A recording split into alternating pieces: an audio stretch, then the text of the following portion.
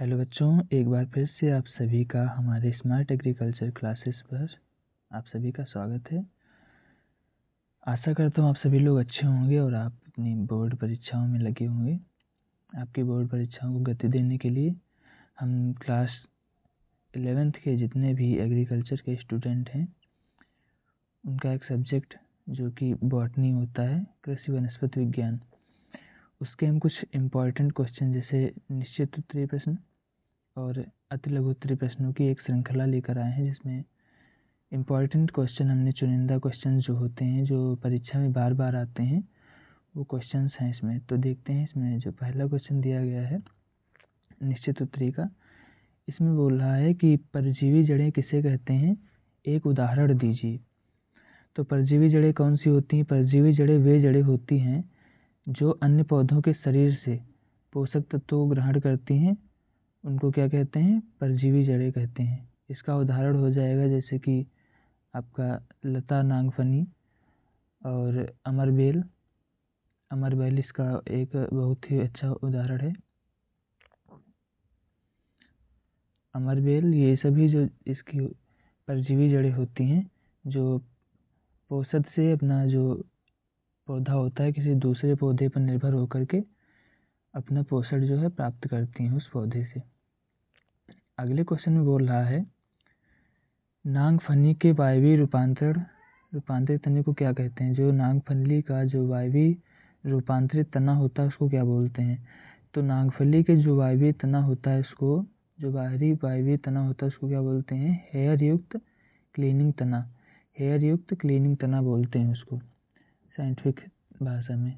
कहा जाता है जो सहारे के लिए किसी अन्य वस्तु पर चिपक जाता है। ये जो तना होता है ये सहारे के लिए किसी अन्य वस्तु पर चिपक जाता है। क्वेश्चन नंबर नेक्स्ट देखते हैं। इसमें जो क्वेश्चन नंबर 4 दिया है इसमें पढ़ रहा है बाह्य पराशरण को परिभाषित कीजिए और चित्र की सहायता से इसको आपको समझाना है। अगर देखिए आप बोर्ड एग्जाम में अगर डायग्राम से किसी भी प्रश्न को समझाते हैं तो उसमें आपको अच्छे नंबर देता है एग्जामिनर। उसका इंप्रेशन जो है आपकी कॉपी की तरफ बढ़ता है और आपको अच्छे नंबर मिलते हैं। तो बाह्य पराशरण वह प्रक्रिया है जिसमें पौधे की पत्तियों से जल वाष्प के रूप में बाहर निकलता है। इसे स्टोमेटा के माध्यम से मापा जाता है। जो आपका बाह्य पराशरण होता है इसको स्टोमेटा के माध्यम से मापा जाता है और ये पत्तियों के द्वारा जलवाष्प के रूप में जो जल निकलता है आपकी पत्तियों के द्वारा उसी को क्या बोलते हैं? बाह्य पराशरण बोलते हैं।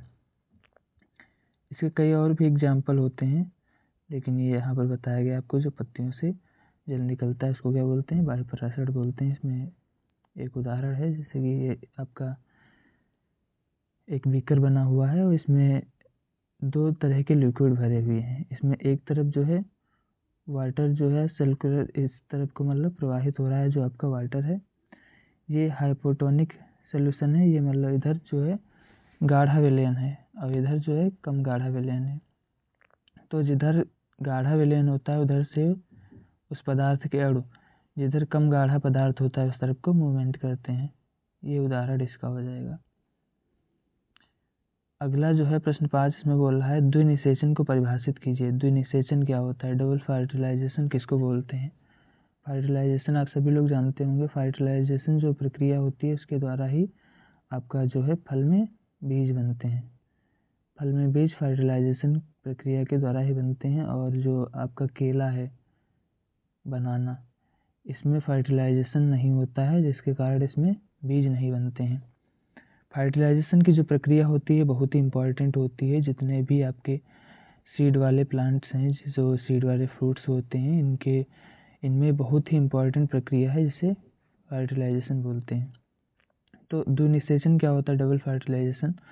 डबल फर्टिलाइजेशन एक फर्टिलाइजेशन की प्रक्रिया है। इसमें क्या होता है थोड़ा सा स्टेप आगे हो जाता है। जैसे कि द्विनिषेचन वह प्रक्रिया है जिसमें एक शुक्राणु अंडाणु से और दूसरा केंद्रीय कोशिका से मिलकर बीज और एंडोस्पर्म बनाता है। बीज तो बनता ही है, देखिए फर्टिलाइजेशन होगा तो बीज बनेगा ही, लेकिन साथ में अगर एंडोस्पर्म भी बन रहा है तो इसको द्विनिषेचन बोलेंगे। अगला क्वेश्चन देखते हैं। क्वेश्चन नंबर 6 में बता रहा है वाष्पोत्सर्जन किसे कहते हैं? ट्रांसपिरेशन किसको बोलते हैं, यह उस यंत्र का नाम लिखिए, उस यंत्र को बताना है आपको, और वाष्पोत्सर्जन को मापने में जो यंत्र प्रयोग किया जाता है उसके बारे में आपको बताना है। ठीक है, तो किस यंत्र के द्वारा मापा जाता है वाष्पोत्सर्जन सभी को पता होगा, अगर नहीं पता है तो इसको देख लीजिए। लिखा है वाष्पोत्सर्जन वह प्रक्रिया है जिसमें पौधों की पत्तियों से जल वाष्प के रूप में निकलता है। इसे मापने के लिए पोर्टेबल पोर्टोमीटर का प्रयोग किया जाता है, या इवेपोमीटर लिखा है। इवेपोमीटर इतना ये कॉमन नहीं है, जबकि जो पोर्टोमीटर है ये आपका क्वेश्चन बार बार आता है, और पोर्टोमीटर के द्वारा आपका वाष्पोत्सर्जन की दर मापी जाती है।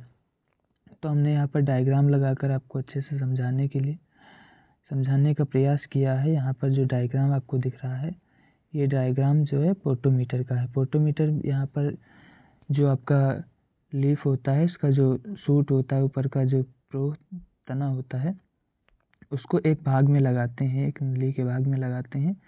इसकी संरचना कुछ इस तरीके की होती है, इसमें रिसर्वोयर लगा होता है यहाँ पर, और ये यहाँ पर इसका स्विच जैसा लगा हुआ है। यहाँ पर एक स्केल लगी होती है, इस पर कुछ पैमाने बने होते हैं, उसके आधार पर पहचान की जाती है। ये एयर बबल यहाँ पर है, ये एयर बबल यहाँ पे बना हुआ है, और एक कैपिलरी ट्यूब है, ये वाली जो है कैपिलरी ट्यूब है। बेकर, ये यहाँ पर बेकर है, इसके अंदर पानी भरा हुआ है। इस जो आपकी ये स्केल है, इसके माध्यम से ही पहचानते हैं कि कितनी मात्रा में वाष्पोत्सर्जन हो रहा है। अगर एग्जाम में आता है तो आप इस तरीके का डायग्राम बना सकते हैं और अच्छे मार्क्स गेन कर सकते हैं। अगला क्वेश्चन जो इसमें दिया गया है, अगला क्वेश्चन है अति लघुत्तरीय प्रश्न में। तो इसमें क्वेश्चन नंबर 7 है, बीजों के अंकुरण के लिए आवश्यक परिस्थितियां कौन कौन सी होती हैं। जो आपका जो सीड होता है उसके जर्मिनेशन के लिए जो कौन कौन सी कंडीशंस होती हैं जिसके जरिए जो आपका बीज है वो जर्मिनेट होता है, अंकुरण होता है। तो अंकुरण के लिए पानी, तापमान, ऑक्सीजन और प्रकाश आवश्यक होता है। पानी, तापमान, ऑक्सीजन और प्रकाश, ये सभी चीज़ें जो हैं बहुत ही आवश्यक होती हैं। ये डायग्राम के माध्यम से आप समझ लीजिए। पानी, ये देखिए आपका टेम्परेचर, लाइट यानी कि प्रकाश, और ऑक्सीजन, ये सभी जो हैं जर्मिनेशन के लिए, सीड के जर्मिनेशन के लिए जो है वेरी वेरी इंपॉर्टेंट कंडीशंस होती हैं। चलिए अगला क्वेश्चन देखते हैं। अगले क्वेश्चन में बोल रहा है स्वपरागण से आप क्या समझते हैं। सेल्फ पॉलिनेशन, आप सभी लोगों ने पढ़ा होगा self pollination and cross pollination, ये सभी चीज़ें आपने पढ़ी होंगी। ये दोनों चीज़ें बहुत ही इम्पॉर्टेंट हैं। आप इसको, अगर आपने अभी तक ये नहीं पढ़ा है तो आप इसको पढ़ लीजिए। Self pollination and cross pollination होता है, इसको अच्छे से तैयार कर लीजिए, यहाँ से क्वेश्चन हर बार आता है। तो स्वपरागण क्या होता है। स्वपरागण वह प्रक्रिया है जिसमें परागण उसी पौधे के स्त्री केसर पर गिरते हैं। जो उसका स्त्री केसर होता है, जो उसके फीमेल पार्ट्स होते हैं, उस पर उसका जो है परागकण, जो मेल पार्ट होता है, पॉलन ग्रेन, वो पहुंचते हैं। तो उसके द्वारा अंतरः स्वपरागण में क्रॉसिंग नहीं होती है। जो अंतरः स्वपरागण होता है इसमें क्रॉसिंग नहीं होती है, और परपरागण जो होता है इसमें क्रॉसिंग होती है। तो जब एक ही पौधा, जैसे कि एक पौधा ये है आपका, और इसके जो पॉलन ग्रेन्स हैं वो अगर इसी पौधे के, जैसे ये यही पौधा है, इसकी दूसरी टहनी पर दूसरा पुष्प लगा हुआ है, और इसकी टहनी से अगर इसमें इसके पॉलन ग्रेन्स इसके स्टिग्मा पर अगर आ जाते हैं तो क्या होता है, इसको सेल्फ पॉलिनेशन बोलते हैं। सेल्फ पॉलिनेशन की ये प्रक्रिया हो जाएगी। एक तरीके से और भी होता है, जैसे कि आप मान लीजिए एक ये पौधा आपका है, एक ही प्रजाति का, और ये दूसरा पौधा है दूसरी प्रजाति का। अगर इसके पॉलन ग्रेन्स यहाँ पर पहुँचते हैं तब भी आप इसको स्वपरागण बोल सकते हैं। आगे देखते हैं। अगला क्वेश्चन बोल रहा है 228 लघु बीजाणुओं के निर्माण के लिए कितने अर्धसूत्री विभाजन होंगे। 228 लघु बीजाणुओं, जो आपके लघु बीजाणु हैं, इनके निर्माण के लिए कितने अर्धसूत्री विभाजन होंगे, कितने अर्धसूत्री विभाजन होंगे ये आपको बताना है। तो एक लघु बीजाणु के लिए बनने के लिए 4 जो है अर्धसूत्री विभाजन की आवश्यकता होती है। तो इसमें बताया गया है तो 228 जो है लघु बीजाणु बनाने के लिए 114 अर्धसूत्री विभाजन की आवश्यकता होगी। 114 अर्धसूत्री विभाजन की आवश्यकता होगी। क्वेश्चन नंबर 10 में बोल रहा है हरित लवक का एक नामांकित चित्र बनाइए। हरित लवक जो होता है आपका क्लोरोप्लास्ट जो होता है, इसके बारे में आपको एक नामांकित चित्र बनाना है। ये भी क्वेश्चन वेरी इंपॉर्टेंट है, बहुत बार आ चुका है आपके बोर्ड एग्जाम्स में। तो देख लेते हैं, ये आपका एक हरित लवक का डायग्राम बना हुआ है। ये यहाँ पर आपके ग्रेनम है, इनको ग्रेनम बोलते हैं। ये जो इसका यहाँ पर जो इसकी ये सतह होती है, इस तरीके की ये सब जो सतह दिखाई पड़ रही है वाइट सिंपल, इसको स्ट्रोमा बोलते हैं। और जो ये सिक्के जैसी संरचना दिखाई पड़ रही है, इसको क्या बोलते हैं? ग्रेनम बोलते हैं। इसमें दो तरह की लेयर पाई जाती है। एक देखिए, एक बाहरी लेयर पाई जा रही है और एक इसके अंदर लेयर पाई जाती है। तो जो बाहरी लेयर है इसको बोलते हैं आंतरिक झिल्ली, और जो इसके बाहर होती है इसको बोलते हैं बाह्य झिल्ली। जो इसके अंदर है इसको बोलते हैं आंतरिक झिल्ली, और जो बाहर की है लेयर उसको बोलते हैं बाहरी झिल्ली। अब इसके अंदर ये कुछ इस तरीके के छोटे छोटे सिक्के जैसी संरचनाएं भी दिखाई पड़ रही है, तो इसको क्या बोलते हैं? थाइलेकॉइड बोलते हैं। इसको थाइलेकॉइड बोलते हैं।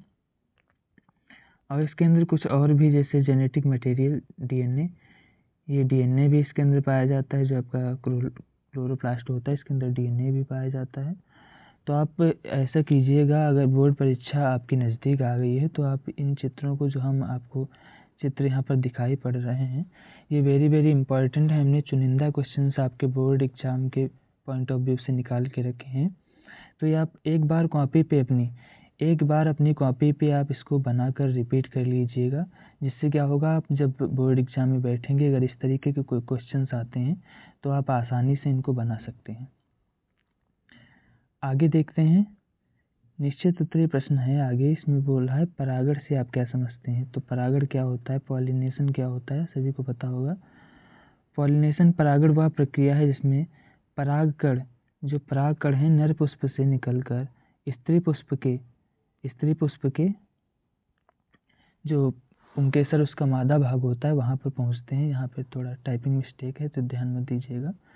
पहुँचते हैं, यह फलों और बीजों के निर्माण के लिए आवश्यक प्रक्रिया होती है। जो पॉलिनेशन होता है, ये जो बीज व फल निर्माण होता है, उसके लिए वेरी इंपॉर्टेंट ये प्रोसेस होता है। तीसरा जो क्वेश्चन दिया गया है, तीसरे क्वेश्चन में पूछ रहा है किस पादप में बिखरे, संयुक्त, वही फ्लोएमी तथा बंद संवहन बंडल पाए जाते हैं? तो किसमें पाए जाते हैं, कौन से पादप में इस तरीके के संवहन बंडल पाए जाते हैं? तो उच्च श्रेणी के द्विपादप में ये सभी प्रकार के संवहन बंडल पाए जाते हैं। जो आपके डाइकोटिलेडन्स होते हैं, दो बीजपत्री, जो इतने भी पौधे होते हैं जिनकी जड़ें गहरी होती हैं, इस तरीके के जो पौधे होते हैं उसमें संवहन बंडल जो बिखरे होते हैं, संयुक्त होते हैं और बहिफ्लोएम होते हैं। बहिफ्लोएम का मतलब है, जैसे ये संरचना है किसी पौधे की, तो इसके अंदरी हिस्से में जो इसका इंटरनल पोर्शन होगा वहाँ पर आपके जो जाइलम पाए जाएंगे, इसके अंदर जाइलम पाए जाएंगे, और जो ये बाहरी हिस्सा है ये वाला, इसमें फ्लोएम पाए जाएंगे। तो होता ऐसा है, फ्लोएम, इनके अगर कार्य आपको नहीं पता है तो जो फ्लोएम होता है इसका कार्य क्या होता है? भोजन का संवहन करना होता है। आपकी पत्तियों से जड़ तक जितना भी भोजन का ट्रांसपोर्ट होता है वो सब किसके द्वारा होता है? वो सब फ्लोएम के द्वारा होता है। फ्लोएम का कार्य होता है पौधे के हर भाग में भोजन को पहुंचाना। और जो आपका जाइलम होता है, जाइलम का कार्य होता है जल पहुंचाना।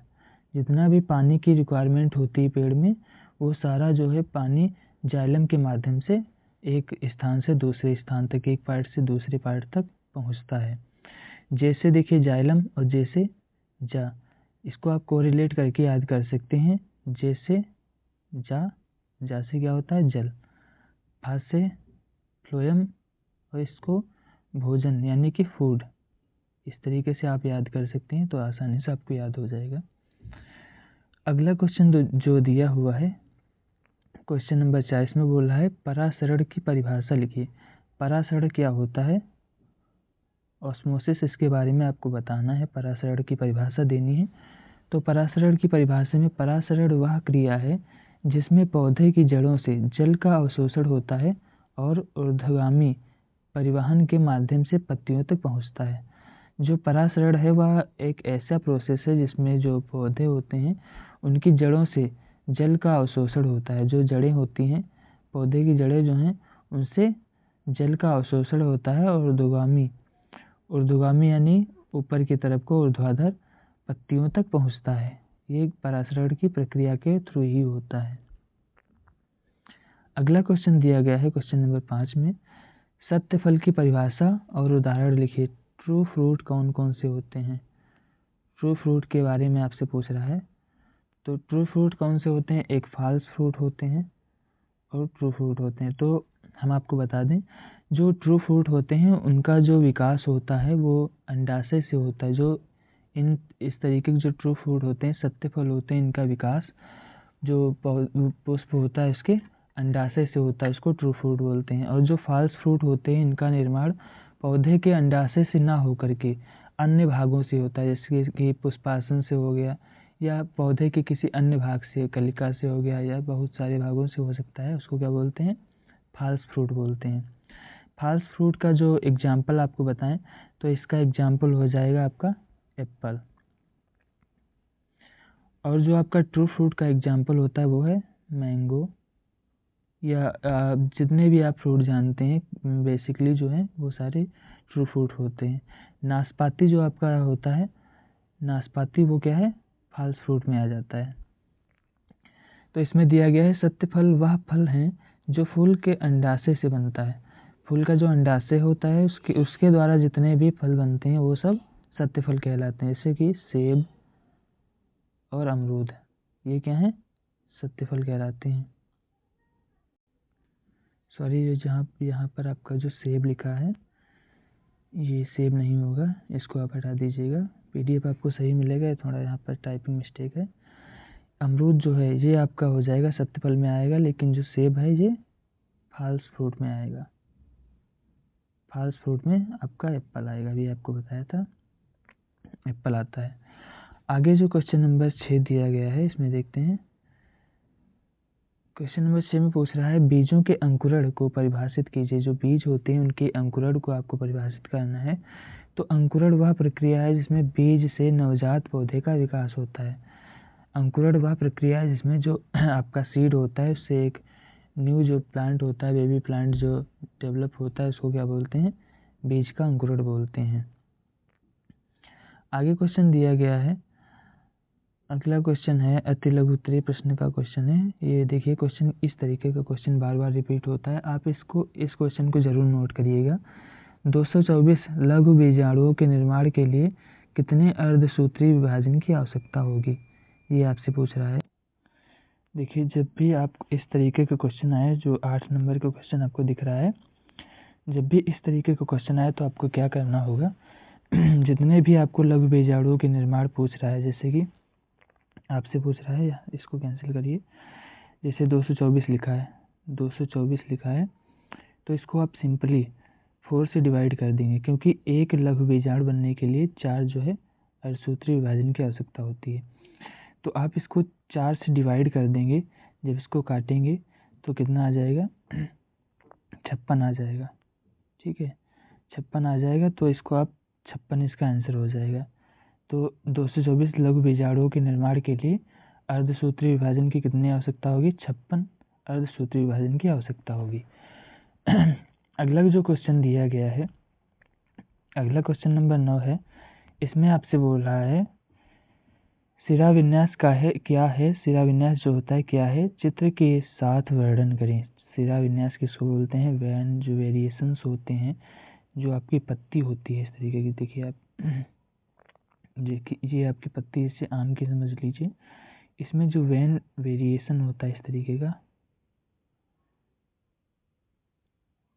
ये वैन वेरिएशन होता है। इसमें से बहुत सारी छोटी छोटी शाखाएं भी निकली हुई होती हैं, जैसे जो पीपल के पत्तियां होती हैं, या जो बहुत ही जालिकावत जिसमें अधिक होता है उसमें इस तरीके का भी पाया जाता है। तो इसको वेन वेरिएशन बोलते हैं। जो ये आपका यहाँ पर होता है इसको टेंड्रिल बोलते हैं, और जो ये आपका है लीफ लेमिना इसको बोलते हैं। तो ये इसके अंदर जो ये धारीनुमा संरचनाएं आपको दिखाई पड़ रही हैं, ये इन्हीं को क्या बोलते हैं, सिरा विन्यास बोलते हैं। वेन वेरिएशंस इसको इंग्लिश में बोलते हैं। तो यहाँ पे लिखा है सिरा विन्यास पत्तियों में सिराओं का पैटर्न है। प्रमुख प्रकार इसके कौन कौन से होते हैं, समांतर, जालदार, जालिकावत, इस तरीके का जो है सिरा विन्यास पाया जाता है। दो तरीके का, एक दूसरी पत्ती समझ लीजिए, ये पत्ती आपकी है, आपने देखा होगा गेहूं वगैरह जो होते हैं उसमें सिंपल पत्ती इस तरीके की होती है, और इसमें एक मेन वेन होती है बीच में, फिर इसके बाद में साइड में बहुत हल्की हल्की वेन्स होती हैं, और आप इसको अगर यहाँ से पकड़ेंगे तो ये डायरेक्ट यहाँ तक निकल जाती है। तो ये जो है आपका समांतर सिरा विन्यास होता है, ये समांतर सिरा विन्यास। और जो ये इस तरीके का सिरा विन्यास होता है इसको बोलते हैं जालिकावत सिरा विन्यास। समझ में आ गया। अगला क्वेश्चन जो है क्वेश्चन नंबर 10, इसमें दिया है वायरस के प्रमुख लक्षण आपको बताने। वायरस जो होता है आपका, वायरस, इसके आपको प्रमुख लक्षण बताने हैं। तो वायरस अक्रिय, वायरस जो होता है वो जब तक लिविंग बॉडी के जो कांटेक्ट में नहीं पहुंचता है तब तक वो जो है अक्रिय होता है, वो एक्टिव नहीं होता है। जब वो किसी लिविंग बॉडी के कांटेक्ट में पहुंच जाता है तब वो जो है एक्टिव हो जाता है। कोशिका भी इसमें नहीं होती। जो आपका वायरस होता है कैप्सूल जैसी संरचना इसकी होती है, बहुत ही सूक्ष्म होता है, इसको आप नग्न आँखों से नहीं देख सकते हैं विदाउट माइक्रोस्कोप। इसमें जो कोशिका भित्ति होती है वो नहीं पाई जाती है, और जो आरएनए या डीएनए में से एक होता है। यहाँ पे देखिए आपको बताया भी गया है आरएनए इस तरीके से लिखा है, या डीएनए। तो एक ही पाया जाएगा, जो आपका वायरस होता है उसमें या तो आरएनए पाया जाएगा या डीएनए पाया जाएगा। केवल जीवित कोशिका में इसमें प्रजनन होता है। जब जीवित कोशिका होती है तभी इसमें प्रजनन होता है। जब ये एक्टिव नहीं होता है तो इसमें ना प्रजनन होगा ना कोई भी एक्टिविटी होगी। आगे देखते हैं क्वेश्चन नंबर 11। इसमें लिखा है प्रकाश संश्लेषण के लिए प्रकाश आवश्यक है। जो आपका प्रकाश संश्लेषण होता है, फोटोसिंथेसिस की जो प्रोसेस होती है उसके लिए पूछ रहा है कि प्रकाश आवश्यक होता है। तो बिल्कुल प्रकाश बहुत ही आवश्यक होता है। प्रकाश के बिना फोटोसिंथेसिस का जो प्रोसेस है वो ही नहीं सकता है, बिल्कुल नहीं होगा।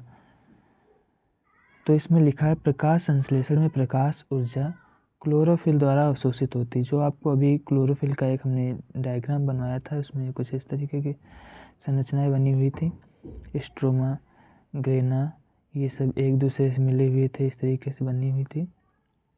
तो ये क्लोरोप्लास्ट होता है। क्लोरोफिल इसके जो इसी को क्लोरोफिल भी बोलते हैं। क्लोरोफिल द्वारा अवशोषित होती है। जो प्रकाश होता है वो क्लोरोफिल के द्वारा अवशोषित किया जाता है, एब्सॉर्ब किया जाता है, और ग्लूकोज उत्पादन में प्रयुक्त होता है। जो ग्लूकोज का फॉर्मेशन होता है उसके लिए जो आपका प्रकाश संश्लेषण है उसमें प्रकाश जो है वो आवश्यकता होता है, ग्लूकोज उत्पादन के लिए आवश्यक होता है। ठीक है, आगे देखते हैं।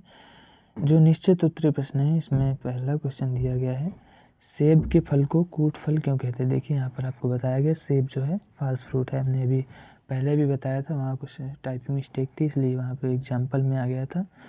ये बताया गया सेब के फल को कूट फल क्यों कहते हैं। कूट, ये आप याद रखिए, कूट शब्द बहुत बार आपको परीक्षा में आपका क्वेश्चन गलत कराने के लिए वो लोग इस तरीके से क्वेश्चन पूछ देते हैं, कूट लिख देते हैं। तो कूट का मतलब होता है झूठा, फॉल्स, झूठा या फॉल्स, इसको आप जरूर याद रखिएगा। कूट को झूठा या फॉल्स बोलते हैं।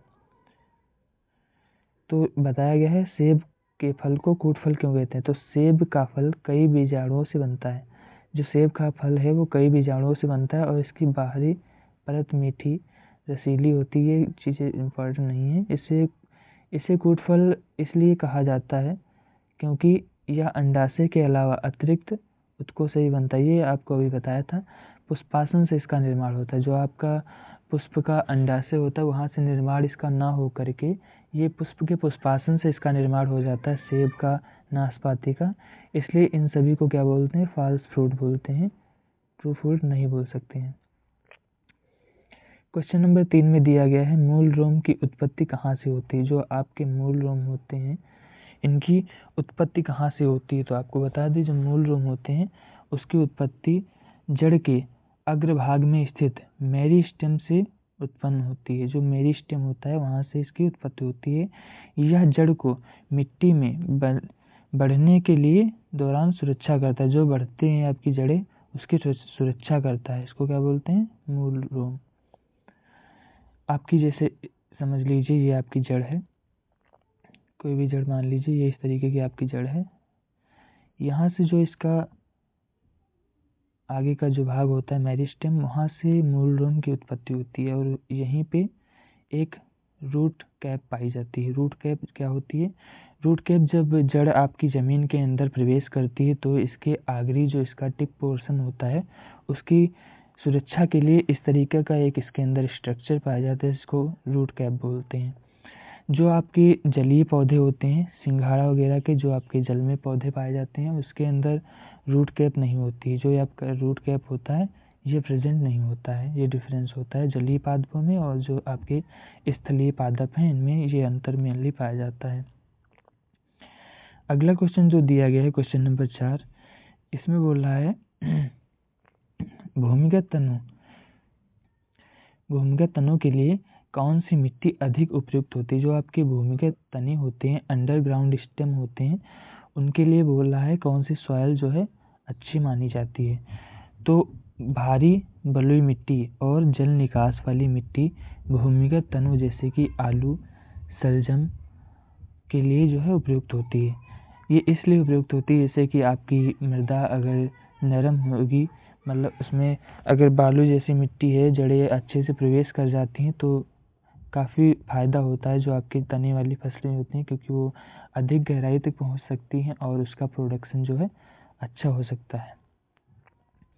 अगला क्वेश्चन देखते हैं। अगले क्वेश्चन में बोल रहा है नील हरित शैवाल का आर्थिक महत्व बताइए। इसका इकोनॉमिक इम्पोर्टेंस क्या होता है? जो आपका बीजीए होता है, ब्लू ग्रीन एल्गी, इसका बोल रहा है इकोनॉमिक इम्पोर्टेंस आप बताइए, इसका क्या आर्थिक महत्व है। तो नील हरित शैवाल जो है इसको साइनोबैक्टीरिया भी बोलते हैं, जैव उर्वरक के रूप में उपयोगी है। जैव उर्वरक वे उर्वरक होते हैं जो जैविक पदार्थों के द्वारा जिनका निर्माण किया जाता है, किसी भी उसमें केमिकल का यूज नहीं किया जाता है।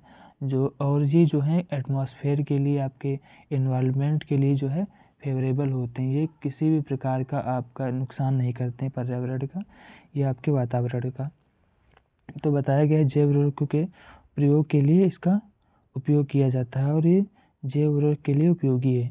नाइट्रोजन स्थिरीकरण करता है। जो आपका बीजीए है वो जैसे कि आपने देखा होगा धान वगैरह की जो फसलें होती हैं उनमें उसकी जो, जैसे कि आपकी धान की फसल है उसमें आप देखिए कि अगर ज़्यादा दिनों तक पानी भरा रहता है तो उसकी सतह के ऊपर कुछ ग्रीन ग्रीन तरह की परत जम जाती है, उसी को क्या बोलते हैं?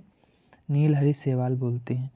तो इसमें क्या होता है, नाइट्रोजन ये स्थिरीकरण करता है, नाइट्रोजन फिक्सेशन करता है और आपकी जो मछली पालन में इसका जो फूड के रूप में भी इसका यूज करते हैं। जो लोग मछली पालन करते हैं वो लोग नील हरित शैवाल जो है उसका प्रयोग मछलियों के भोजन के रूप में भी करते हैं। आगे क्वेश्चन दिया गया है केले के फलों में बीज क्यों नहीं पाए जाते हैं? जो केले का आपका फल होता है, बनाना का फ्रूट होता है, उसमें बीज क्यों नहीं पाए जाते हैं? बिल्कुल बात सही है। ये अपने दिमाग में भी आया करता है कि बीज क्यों नहीं बनते हैं। आप लोगों के दिमाग में भी आया होगा जब आप छोटे होंगे, अभी तो आप पढ़ रहे हैं तो आपको पता होगा, लेकिन पहले ये मतलब क्वेश्चन एक बना करता था कि क्यों बहुत लोग पहेली की तरह पूछते थे कि आप बताइए केले के जो फल होते हैं उसमें बीज क्यों नहीं होते हैं। तो आप देखिए ये आपको बताया गया है केले के फलों में प्राकृतिक निषेचन नहीं होता है। जो केले का फल होता है उसमें फर्टिलाइजेशन का प्रोसेस नहीं होता है, जिसके कारण यह स्त्री केसर जो स्त्री कांड का प्रतिरूप से विकसित होता है। जो स्त्री केसर का भाग होता है उसके प्रतिरूप से विकसित होता है, इसलिए बीज नहीं बनते। मेनली इसकी जो बात है इसमें फर्टिलाइजेशन नहीं होता है, निषेचन नहीं होता है, इसी कारण से केले के जो फल होते हैं उसमें बीज नहीं बनते हैं। आगे जो अति लघु उत्तरीय क्वेश्चन है उसमें क्वेश्चन नंबर 7 दिया है रोग उत्पन्न करने वाले जीवाणुओं के नाम लिखिए। जो रोग उत्पन्न करते हैं, डिजीज जो बोर्न करते हैं आपके, उनके जीवाणुओं के नाम आपको लिखने हैं। जो रोग उत्पन्न करते हैं वो कौन कौन से जीवाणु हैं, उनके नाम बताइए। तो रोगजनक जीवाणु जैसे कि स्यूडोमोनास, जेंथोमोनास और आपका एग्रोबैक्टीरियम, इस तरीके के जो आपके ये जीवाणु हैं, ये रोग उत्पन्न करते हैं। अगला क्वेश्चन है क्वेश्चन नंबर 8। इसमें आपसे पूछ रहा है कुकुरबिटेसी कुल के पौधों के तनों में वार्षिक वलय क्यों नहीं होते हैं। जो आपके कुकुरबिटेसी कुल के पौधे होते हैं उसमें वार्षिक वलय क्यों नहीं होते हैं, आपके एनुअल वलय क्यों नहीं होते हैं। तो इसमें बताया गया है, इसका उत्तर देख लेते हैं। कुकुरबिटेसी के पौधे जो आपके होते हैं, ये इन पौधों में लताएं और नरम तनों वाले होते हैं। जिसकी लताएं होती है वो नरम तनों वाली होती है। इसका तना बहुत ही नरम होता है, हर जगह से लच जाता है। ये किसी भी सहारा पा जाते हैं, किसी दीवार का कहीं भी, तो ये आराम से उस पर चढ़ जाते हैं। इसलिए उनमें वृक्षीय संवहनी वृद्धि कम होती है। जिसमें वृक्षीय संवहनी वृद्धि होती है वो कम होती है, क्योंकि इसका जो तना होता है वो सॉफ्ट होता है और लचीला होता है। वार्षिक वलय इसीलिए इसमें नहीं पाए जाते हैं। अगला देखते हैं क्वेश्चन नंबर 9। क्वेश्चन नंबर 9 में आपसे बोल रहा है नाइट्रोजन स्थिरीकरण और नाइट्रिफिकेशन में अंतर बताइए।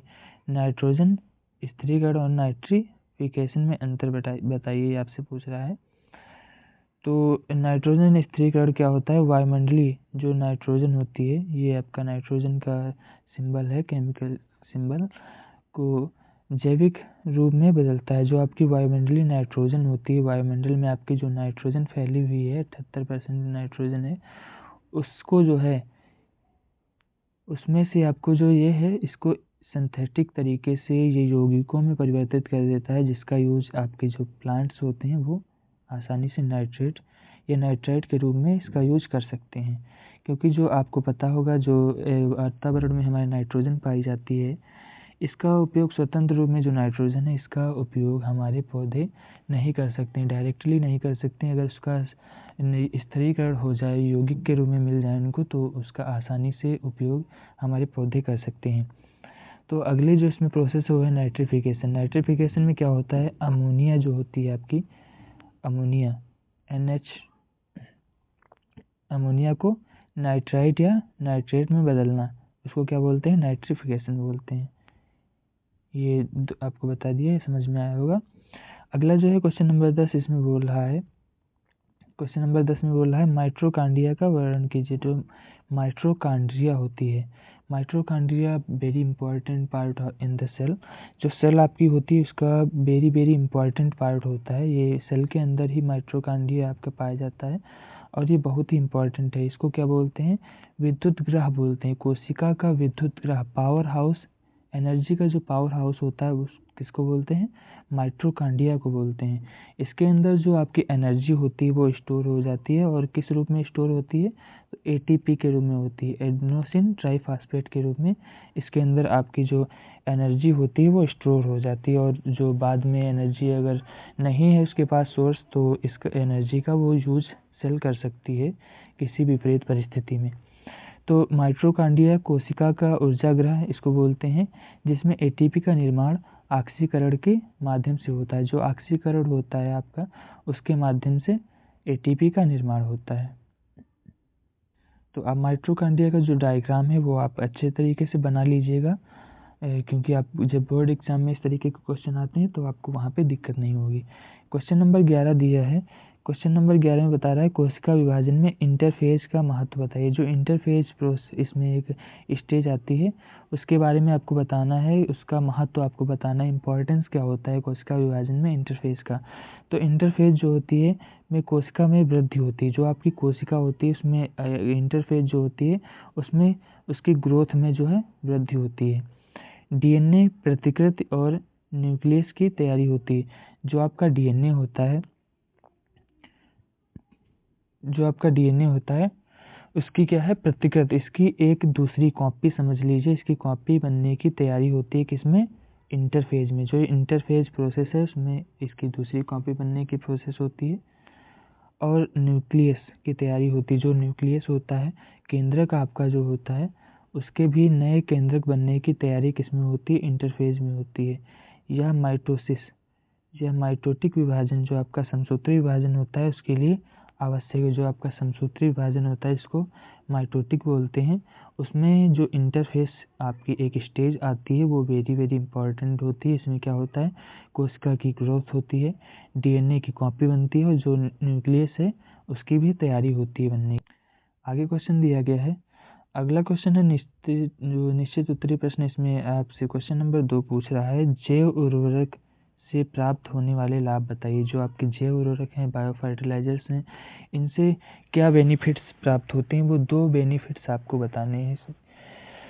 तो जैव उर्वरक मिट्टी की उर्वरता बढ़ाते हैं। जो आपके जैव उर्वरक होते हैं वो मिट्टी की उर्वरता को बढ़ाते हैं, नाइट्रोजन स्थिरीकरण करते हैं, नाइट्रोजन का फिक्सेशन करते हैं और पौधों की वृद्धि में सहायक होते हैं। जो प्लांट्स ग्रोथ होती है उसमें भी ये हेल्प करते हैं। रासायनिक उर्वरकों की आवश्यकता कम करते हैं। जो रासायनिक उर्वरक होते हैं केमिकल्स के द्वारा जो रासायनिक आपकी दवाएं बनाई जाती हैं, आपके उर्वरक बनाए जाते हैं, उनकी मात्रा को ये कम करते हैं। आगे जो क्वेश्चन दिया गया है क्वेश्चन नंबर 3। क्वेश्चन नंबर 3 में बोल रहा है आपसे कि सत्य जीवाणु और आर्की जीवाणु की कोशिका भित्ति में क्या अंतर है? जो सत्य जीवाणु आपके ट्रू बैक्टीरिया होते हैं और आपके आर्की बैक्टीरिया होते हैं, इसमें क्या अंतर होता है? आपको डिफरेंट इसमें बताइए।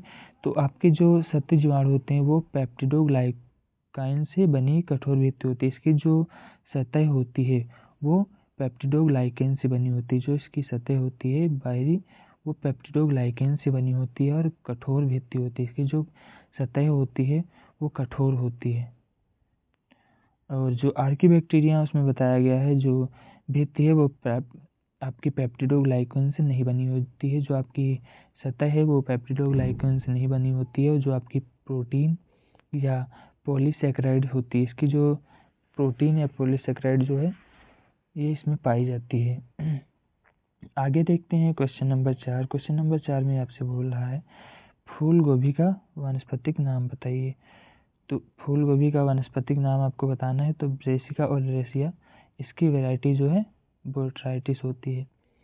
और जो आपकी पत्ता गोभी होती है उसका क्या होता है बॉटनिकल नेम? आप कमेंट में बताएंगे कि पत्ता गोभी होता है इसका बॉटनिकल नेम क्या होता है। देखिए इससे कॉमनली आपको बता दें जो जितनी भी ब्रेसिकेसी फैमिली जो जितनी भी आपकी वैरायटीज़ होती हैं और जितनी भी 3-4 प्रकार की गोभियाँ पाई जाती हैं उन सभी में ब्रेसिका ओलेरेसिया ये कॉमन नेम होता है। ये ज़रूर ही लिखा जाता है। इसके बाद में इसकी अलग अलग जो हैं जीन्स इसकी जातियाँ पाई जाती हैं, जैसे बोटाइटिस है, कैपेटाटा है, ये इस तरीके की जो है अलग अलग वैरायटी पाई जाती हैं। अगला जो है क्वेश्चन नंबर 5 इसमें आपसे बोल रहा है कैरियोप्सिस फल देने वाले कुल। कैरियोप्सिस प्रकार का फल कौन देते हैं उसका कुल बताना है। तो क्रूसीफेरी जो है, क्रूसीफेरी इसी को ब्रेसिकेसी बोलते हैं, ये सरसों का कुल होता है। इस तरीके की जो फैमिली ये होती है इसमें कैरियोप्सिस तरह का जो है फल पाया जाता है। ये इसका मेन कैरेक्टर होता है इस फैमिली का। अगला क्वेश्चन जो है क्वेश्चन नंबर 6 इसमें नारियल के फल में खाए जाने वाले भाग का नाम लिखिए। जो नारियल आपका होता है कोकोनट, उसमें जो आपका खाने वाला भाग होता है उसका आपको नेम बताना है। तो खाए जाने वाला भाग इसमें कौन सा है? नारियल के फल में खाए जाने योग्य भाग इंडोस्पर्म होता है। इंडोस्पर्म जो होता है वो खाए जाने वाला भाग होता है। आपने देखा होगा जब नारियल को आप काटेंगे कभी तो इसके अंदर आप देखेंगे ये तो सारा भाग भरा होता है यहाँ तक। इसके अंदर देखेंगे तो यहाँ पर आपको सफ़ेद सफ़ेद तरीके का भाग दिखाई पड़ता है जब कच्चा नारियल होता है। आप इसको जब कट करेंगे तो यहाँ से खुरचेंगे तो ये आपका इंडोस्पर्म मिलता है। और जो आंतरिक सफ़ेद भाग होता है खुरची या ना खुरची वो इंडोस्पर्म ही होता है। इसी को हम लोग खाते हैं। ठीक है, आगे देखते हैं अतिलघु उत्तरीय प्रश्न। अतिलघु उत्तरीय प्रश्न में जो क्वेश्चन नंबर 7 दिया गया है वो है भ्रूणपोषी और अभ्रूणपोषी बीज में अंतर बताइए। जो भ्रूणपोषी बीज होते हैं और अभ्रूणपोषी बीज होते हैं इसमें अंतर बताना है। तो आपको बता दें जो भ्रूणपोषी बीज होते हैं उसमें बीज में इंडोस्पर्म बचा रहता है। जो इंडोस्पर्म होता है वो भ्रूणपोषी बीजों में बचा रहता है। और जो आपके अभ्रूणपोषी बीज होते हैं इसमें जो आपका इंडोस्पर्म होता है वो नहीं पाया जाता, नहीं होता है, अभिभूत हो जाता है। कहने का मतलब ये है, सिंपल लैंग्वेज में आप समझ लीजिए, जो आपका जैसे कि समझ लीजिए ये सीड आपका है, और भ्रूण पोष का मतलब है इसमें भ्रूण पाया जाएगा, मतलब ये इस तरीके के जो भ्रूण पोष वाले बीज होते हैं इनका भ्रूण मोटा होता है, और ये मेनली इसलिए होता है क्योंकि अगर ये किसी अनफेवरेबल कंडीशंस में है, लंबे समय तक ये पड़े रहते हैं ऐसे ही विदाउट जर्मिनेशन के, तो ये अपने आप को सर्वाइव कर पाएँ, अपने इनके अंदर जितनी भी इंटरनल प्रोसेस होती हैं बीजों के अंदर, जैसे श्वसन या अन्य क्रियाएं इनके अंदर हुआ करती हैं, ये आप इतने जान नहीं पाएंगे क्योंकि ये इतना तेज़ी से या उस तरीके से नहीं होती हैं, लेकिन इसके अंदर प्रोसेस हुआ करती हैं, इसी के द्वारा ये लंबे समय तक जीवित रहते हैं। और जैसे आप पे इस वर्ष किसी बीज का आपने उत्पादन किया, आप इसको नहीं बुआई इसकी कर रहे हैं, आप 2 साल बाद बुआई कर रहे हैं, तब भी ये जर्मिनेट कर ले जाएगा। तो क्यों जर्मिनेट कर ले जाता है? क्योंकि इसके अंदर भ्रूणपोष पाया जाता है। जिन बीजों के अंदर अभ्रूणपोष यानी कि भ्रूणपोष नहीं पाया जाता है, वो बीज अधिक समय तक अपने आप को सर्वाइव नहीं कर सकते हैं, आप उनका लंबे समय तक जर्मिनेशन नहीं कर पाएंगे। अगला क्वेश्चन देखते हैं, क्वेश्चन नंबर 8 में बोल रहा है, कृषि में नीले हरे शैवाल की उपयोगिता बताइए। जो आपकी ब्लू ग्रीन शैवाल्स होती हैं, एल्गीज होती है, उनका आपको उनका इसमें यूज बताना है, क्या होता है आपके एग्रीकल्चर में। तो इसका यूज है नाइट्रोजन स्थिरीकरण में, जो नाइट्रोजन फिक्सेशन होता है उसमें, जैव उर्वरक में, और मृदा सुधार में। आपके जो मृदा सुधार होता है उसमें भी जो आपके नीले हरे शैवाल होते हैं इनका प्रयोग किया जाता है, और जल कृषि में भी इसका उपयोग किया जाता है। जैसे कि जल कृषि का मतलब मछली पालन या अन्य जैसे कि जो भी जल से संबंधित जो कृषि कार्य होते हैं उनमें आपके नील हरी शैवाल जो है इनका प्रयोग किया जाता है। आगे देखते हैं, क्वेश्चन नंबर 9 में दिया है, प्रकाश संश्लेषण में क्लोरोफिल की भूमिका क्या है। जो क्लोरोफिल है इसमें क्या भूमिका रहती है आपके प्रकाश संश्लेषण में, फोटोसिंथेसिस में इसके क्या भूमिका रहती है। तो आपको बताना है, क्लोरोफिल जो आपकी होती है, क्लोरोफिल प्रकाश संश्लेषण को रासायनिक ऊर्जा में बदलता है। जो आपका क्लोरोफिल है वो प्रकाश ऊर्जा, आपकी जो लाइट एनर्जी होती है, इसको केमिकल एनर्जी में, जो आपकी केमिकल एनर्जी में बदलने का काम कौन करता है? तो आपका प्रकाश संश्लेषण है वो उस प्रक्रिया के द्वारा चेंज होता है, में बदलता है, और ग्लूकोज निर्माण में मदद करता है। जो क्लोरोफिल है वो प्रकाश ऊर्जा को रासायनिक ऊर्जा में बदलता है और ग्लूकोज निर्माण में मदद करता है। आगे देखते हैं, क्वेश्चन नंबर 10 में बोल रहा है, कोशिका में माइटोकॉन्ड्रिया की भूमिका बताइए। कोशिका जो आपकी होती है, सेल जो होती है, उसमें माइटोकॉन्ड्रिया क्या भूमिका होती है, ये आपको बताना है। तो माइटोकॉन्ड्रिया कोशिका में ऊर्जा उत्पादन के लिए एटीपी बनाती है, और कई कंडीशंस ऐसी बन जाती हैं जहाँ पर ये इसके द्वारा ही इसके अंदर जो ऑक्सीडेशन होता है, श्वसन की जो प्रक्रिया होती है, वो कभी कभी माइटोकॉन्ड्रिया के द्वारा भी होती है। क्वेश्चन नंबर 11 में बोल रहा है कि 80S और 70S राइबोसोम में अंतर बताइए। जो 80S और 70S प्रकार के रसायन हैं, राइबोसोम्स हैं सॉरी, उसमें अंतर आपको बताना है। तो इसमें लिखा है इसके उत्तर में, 80S यूकैरियोटिक बड़े और छोटे उपइकाइयाँ। इसकी देखिए, जो यूकैरियोटिक कोशिकाएं होती हैं उसमें 80S यानी कि 80S प्रकार का राइबोसोम पाया जाता है। स्वेडबर्ग यूनिट, एस का मतलब जो होता है स्वेडबर्ग यूनिट इसको बोलते हैं, अवसादन गुणांक इसको हिंदी में बोलते हैं। एस का मीन ये होता है, ये हर जगह लिखा होता है, इसका फुल फॉर्म भी बहुत बार पूछा जाता है। जो आपकी प्रतियोगी परीक्षाएं होती हैं बड़ी बड़ी, उनमें ये क्वेश्चन आता है, बेसिकली इन परीक्षाओं में नहीं आता है, लेकिन आप इसको याद रखें, स्वेडबर्ग यूनिट इसका एस का मतलब होता है। तो 80S यूकैरियोटिक में जो बड़े आपके जैसे कि मनुष्य हो गया, इन सभी में मनुष्य, जानवर, जो आपके बहुत बड़े बड़े मनुष्य या जानवर जो इस तरीके के होते हैं, इनमें यूकैरियोटिक जो कोशिकाएं पाई जाती हैं उसमें 80S प्रकार का राइबोसोम पाया जाता है, और जो 70S प्रकार का राइबोसोम है वो प्रोकैरियोटिक कोशिकाओं में पाया जाता है। जो सूक्ष्मजीव होते हैं, बैक्टीरिया होते हैं, वायरस होते हैं, इस तरीके की जो भी सूक्ष्मजीव होते हैं उसमें 70S प्रकार का राइबोसोम पाया जाता है। तो 80S राइबोसोम जो है वो 2 उप इकाइयों में बटा होता है, जैसे कि 60S प्लस 40S। आप इसको जोड़े नहीं, क्योंकि ये इस तरीके को कोई इसका कॉम्बिनेशन नहीं होता है कि आप 60 प्लस 40 कर दें तो ये 100 बनता है, जबकि यहाँ पर 80 लिखा हुआ है, तो इसको जोड़ा नहीं जाता है। ये केवल ऐसे ही अवसादन गुणांक होता है, इसका ये एक मतलब है। तो इसको आप जोड़ेंगे नहीं, लेकिन ये याद रखेंगे कि जो 80s है इसमें 2 उप इकाइयों से मिलकर ये बना होता है, 60s और 40s। दूसरा जो प्रोकैरियोटिक है इसमें छोटे और बड़े उप इकाइयाँ जो इसमें होती हैं वो 50s और 30s, ये 2 इसमें उप इकाइयाँ पाई जाती हैं। अगला जो इसमें क्वेश्चन है, निश्चित उत्तरीय प्रश्न इसमें देखते हैं। क्वेश्चन नंबर 2 दिया है, द्विनिषेचन का आविष्कार किसने किया था? जो डबल फर्टिलाइजेशन है इसका आविष्कार किसने किया था? तो द्विनिषेचन की खोज 1898 ईस्वी में जो आपके फर्ग्यूसन और स्वैन, इन वैज्ञानिकों ने जो आपका द्विनिषेचन है, डबल फर्टिलाइजेशन है, इसका आविष्कार किया था, इसकी खोज की थी। आगे इसमें बताया गया है, इसमें एक शुक्राणु अंडाणु से और दूसरा केंद्रीय कोशिका से मिलकर बीज और एंडोस्पर्म बनाता है, इसी को क्या बोलते हैं? डबल फर्टिलाइजेशन बोलते हैं, हिंदी में द्विनिषेचन बोलते हैं।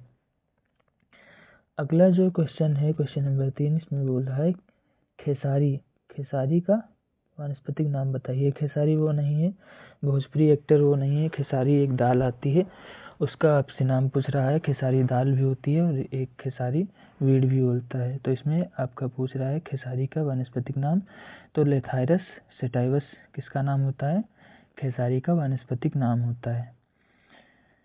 अगला क्वेश्चन, क्वेश्चन नंबर 4 देखते हैं। क्वेश्चन नंबर 4 में दिया है, कार्क और कार्क एथा में अंतर बताइए। कार्क और कार्क एथा में आपको डिफरेंस बताना है। तो कार्क जो होता है मृत कोशिकाओं से बना बाहरी परत, उसको क्या बोलते हैं? कार्क बोलते हैं। और कार्क एथा जड़ों तनों में कार्क का उभरा हुआ हिस्सा जो है उसको क्या बोलते हैं? कार्क एथा बोलते हैं।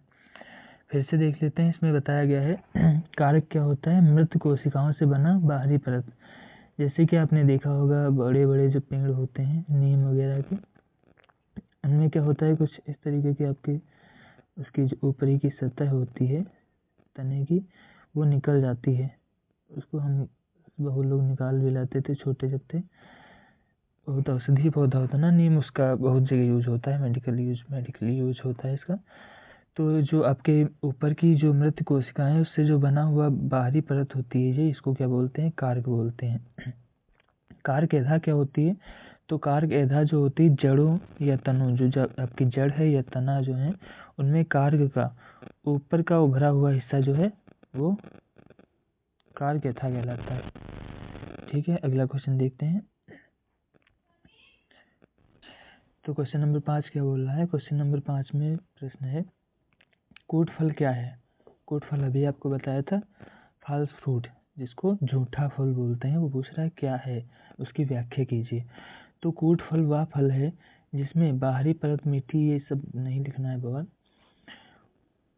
मैंने इसका जो आपको बता रहे हैं, जो आपका कूट फल होता है उसमें क्या होता है, इसका निर्माण जो आपका पुष्प होता है उसके बीजांड से ना होकर, जो आपका बीजांड होता है उस बीजांड से ना होकर के उसके जैसे पुष्पासन से हो जाता है या कहीं से हो जाए, तो उसको क्या बोलते हैं? झूठा फल बोलेंगे। अगर बीजांड से किसी भी फल का निर्माण नहीं हो रहा है, तो अगर अन्य पार्ट से हो रहा है तो उसको झूठा फल बोलेंगे। अगर उसका किसी भी फल का निर्माण उसके बीजांड से हुआ है तो उसको क्या बोलते हैं? सत्य फल या ट्रू फ्रूट बोलते हैं। जितने भी फलों का निर्माण अंडाशय से होता है, समझ गए होंगे। अगला क्वेश्चन देखते हैं।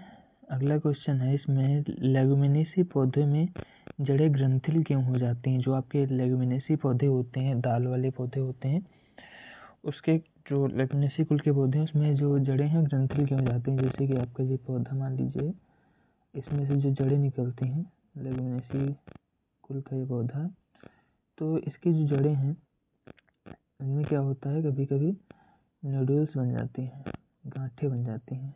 कैसे बना रहे हैं, ये आपका पौधा है और इसमें गांठें बन जाती हैं,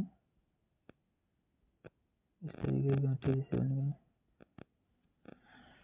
तो इन गांठों में क्या होता है, इन गांठों में नाइट्रोजन फिक्सेशन करने वाले बैक्टीरिया होते हैं, जैसे कि राइजोबियम बैक्टीरिया होता है, आपके जो बरसीम होते हैं इसमें राइजोबियम जोपोनिकम करके, इस तरीके से बहुत सारे बैक्टीरियाज होते हैं वो बैक्टीरिया इसकी जड़ों में पाए जाते हैं। राइजोबियम नाम का बैक्टीरिया इनकी जड़ों में पाया जाता है, जिसके कारण ये जो जड़ें हैं वो ग्रंथिल हो जाती हैं और ये नाइट्रोजन का फिक्सेशन करने में हेल्प करती हैं। अगला क्वेश्चन देखते हैं। अगला क्वेश्चन है वाष्पोत्सर्जन जो आपका होता है, वाष्पोत्सर्जन ट्रांसपिरेशन, इसमें उसका क्या लाभ होता है, आप बताइए पौधे के लिए कि उसका क्या लाभ होता है। तो नंबर 1 जो है वो है ताप नियंत्रण, पौधे का ताप नियंत्रण होता है। जल परिवहन के लिए सहायक है। तीसरा जो है पोषक तत्वों के वितरण के लिए सहायक है।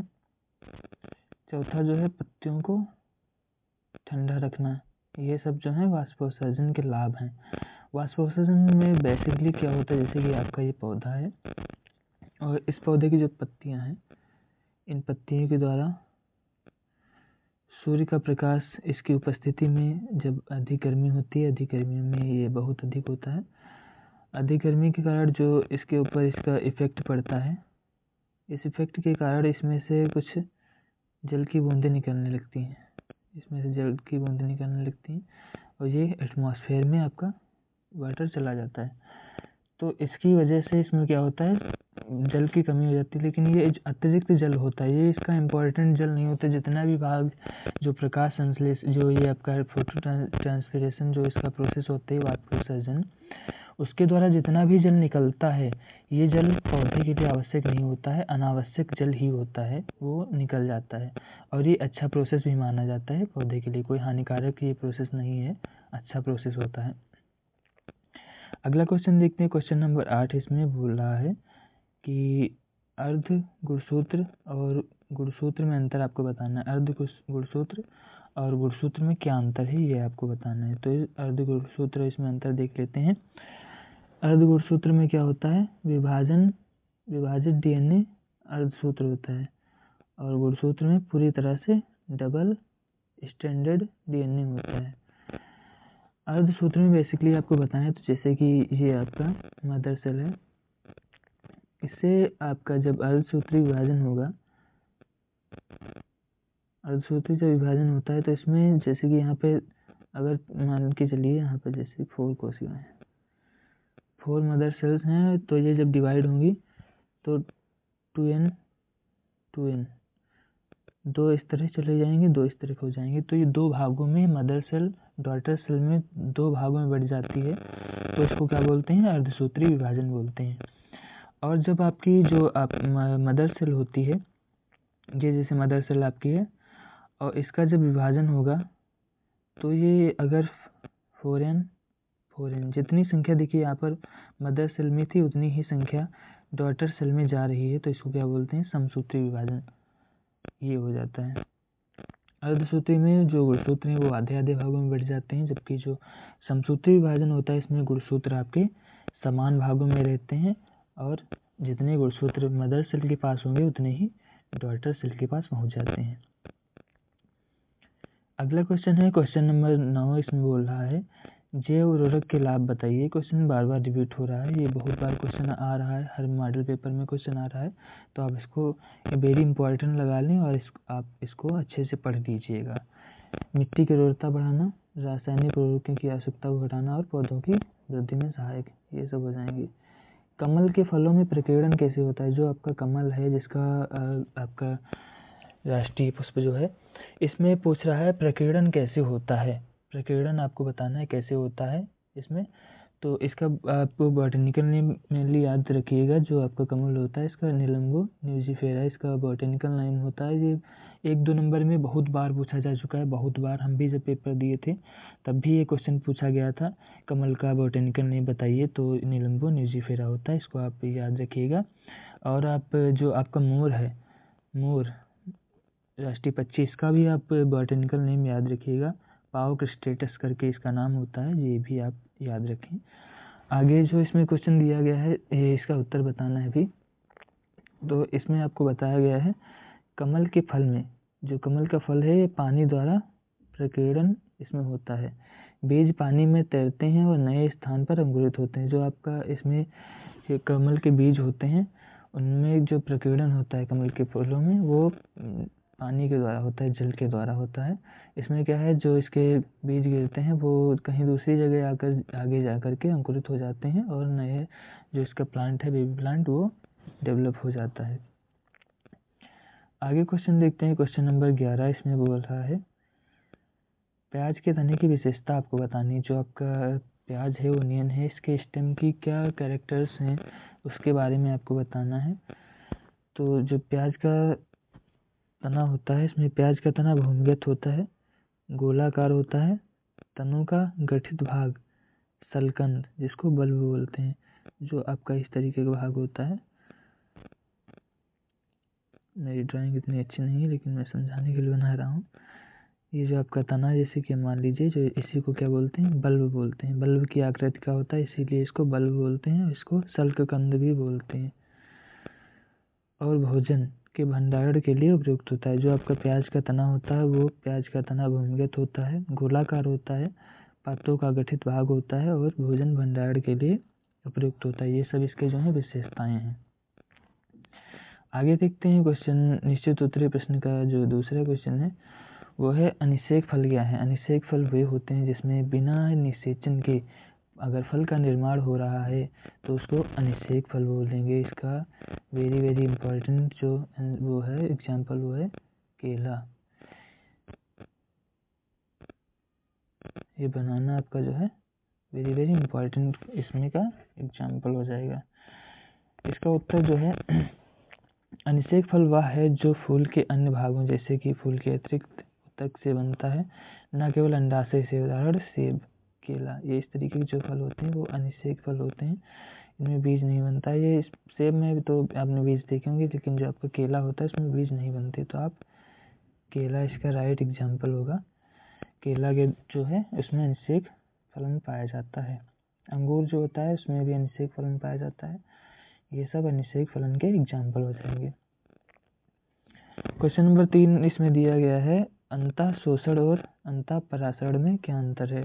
Difference between internal absorption and external absorption, इसमें आपको अंतर बताना है। तो इसका उत्तर हो जाएगा अंतः शोषण वह होता है जैसे जड़ों से जल का अवशोषण। जैसे कि मान लीजिए आपकी जड़ है, इसके द्वारा अगर यहाँ पे जैसे पानी है, जल है, और इसके द्वारा अगर इसमें जड़ों में वाटर का एब्जॉर्प्शन किया गया है तो इसको अंतः शोषण बोलेंगे।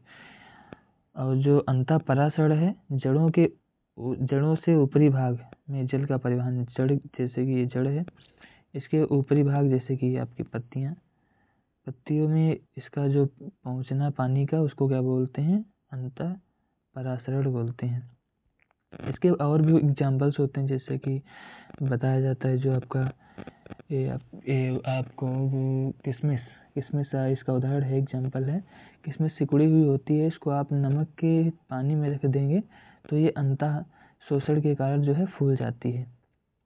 और आप ये भी एक बहुत बार एग्जाम्पल आता है, जैसे बरसात के दिनों में जो आपके दरवाजे होते हैं, बरसात के दिनों में आपके जो दरवाजे होते हैं वो क्यों फूल जाते हैं, उनको बंद करने में क्यों दिक्कत आती है, कूलर वगैरह के जो दरवाजे होते हैं वो क्यों फूल जाते हैं, तो अंतः शोषण के कारण ही फूल जाते हैं। ठीक है, ये इसके एग्जाम्पल्स होते हैं, बहुत बार पूछा गया क्वेश्चन है। क्वेश्चन नंबर 4 है अनाक्षी श्वसन जो होता है एनारोबिक एस्पिरेशन। अनाक्षी श्वसन मेनली क्या होता है, ऑक्सीजन के एब्सेंस में, जब इसका एब्सेंस होता है तब इसकी प्रेजेंटी ना हो, वहाँ पर अगर ऑक्सीजन की प्रेजेंटी ना हो, वहाँ पर ऑक्सीकरण अगर हो रहा है, श्वसन हो रहा है, तो उसको अनाक्षी श्वसन बोलेंगे। ऑक्सीजन की अनुपस्थिति में होने वाले श्वसन को अनाक्षी श्वसन बोलते हैं। जैसे ऑक्सीजन के बिना श्वसन, ये लिखा है मेन पॉइंट, ऑक्सीजन के बिना श्वसन जिसमें ग्लूकोज से कम ऊर्जा और लैक्टिक एथेनॉल बनते हैं। जब आप ग्लूकोज के जो आपकी ऑक्सीजन है इसके बिना जब आप श्वसन करते हैं तो वहाँ पर ग्लूकोज की जो कम ऊर्जा होती है, लेकिन जो लैक्टिक और एथेनॉल हैं ये बनने लगते हैं, जो आपके ये अम्ल हैं इनका फॉर्मेशन होने लगता है, जिससे बहुत सारी प्रॉब्लम्स आपकी बॉडी में जो है क्रिएट हो जाती हैं। अगला जो क्वेश्चन नंबर 5 है उसमें बोल रहा है उस पौधे का नाम लिखिए जिसमें श्वसन मूल 2 न्यूट्रोफोर बनाते हैं। न्यूट्रोफोर किसको बोलते हैं, न्यूमेटोफोर किसको बोलते हैं, तो काली मार्गरेव, जो आपकी कार्ली मार्गरेव है, या इसमें जो है न्यूक्लियोफोर जो है विकसित होते हैं, इसमें न्यूक्लियोफोर जो है विकसित होते हैं। तो ये आपको बता दें, न्यूमेटोफोर में ऐसा होता है, हम बुक में ऐसा कि बताया गया है, जैसे कि आपका ये कोई पेड़ है, ये पेड़ है आपका, और यहाँ पर दलदली भूमि है, ये यहाँ पर दलदली भूमि है, जैसे कि ये दलदली भूमि है और यहाँ पर कोई पेड़ है, तो इसकी जड़ें जो हैं ऑक्सीजन की अनुपस्थिति होती है, ऑक्सीजन दलदली भूमियों से नहीं ले पाती हैं, तो वो क्या करती हैं, अपनी जड़ें जो हैं इसकी, उन जड़ों को ऊपर निकाल देती हैं कुछ इस तरीके से। इन्हीं को क्या बोलते हैं, न्यूमेटिफोर बोलते हैं। ये जो होते हैं इन्हीं को न्यूमेटिफोर बोलते हैं। इस तरीके की जो जड़ें हैं इनका विकास कहाँ होता है, दलदली भूमि में हो जाता है, और ये अतिरिक्त ऑक्सीजन के लिए इस तरीके का रूप धारण करती हैं। अतिरिक्त ऑक्सीजन के लिए ये जो है अपना इस तरीके का रूप धारण कर लेती हैं, अपने अंदर ये चेंज कर लेती है अपनी मार्फोलॉजी में। अलग क्वेश्चन नंबर 6 जो दिया गया है, क्वेश्चन नंबर 6 देखते हैं।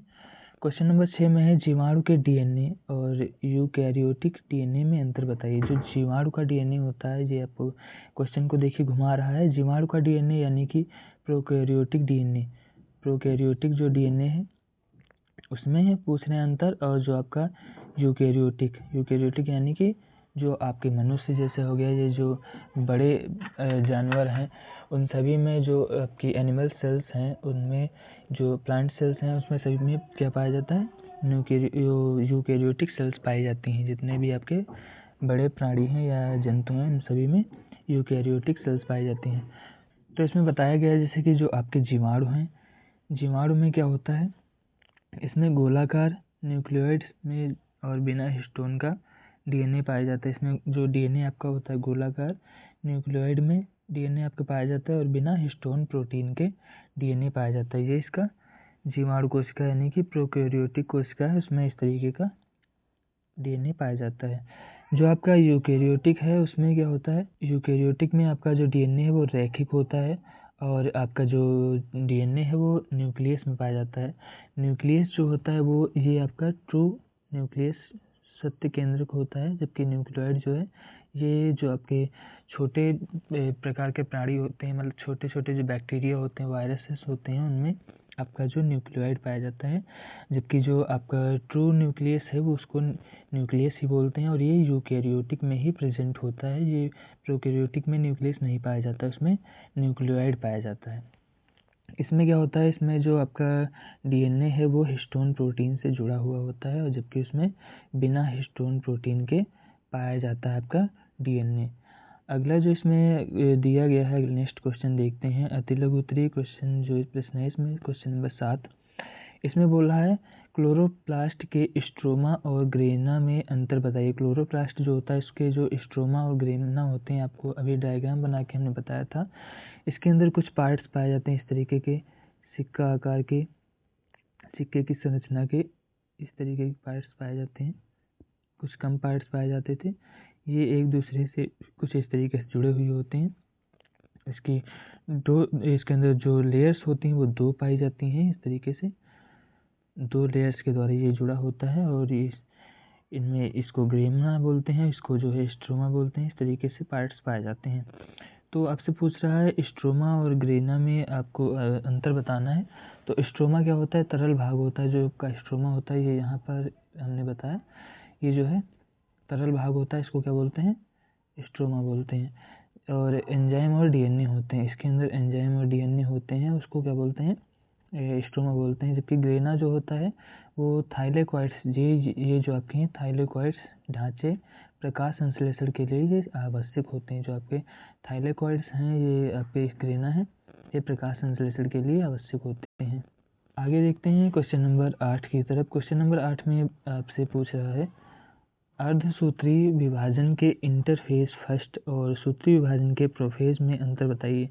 जो आपका अर्धसूत्री विभाजन है उसमें इंटरफेज फर्स्ट और सूत्री विभाजन के प्रोफेज में आपको अंतर बताना है। तो इसमें दिया गया है इंटरफेज फर्स्ट, इसमें विभाजन के जो पूर्व है डीएनए की प्रतिकृति होती है, विभाजन पूर्व डीएनए की प्रतिकृति होती है। आपका विभाजन नहीं हुआ होता है उसके पूर्व ही डीएनए की जो है प्रतिकृति कॉपी, इस प्रतिकृति को कॉपी बोलते हैं, कॉपी हो जाती है या होने का प्रोसेस चलने लगता है, ऐसा होता है।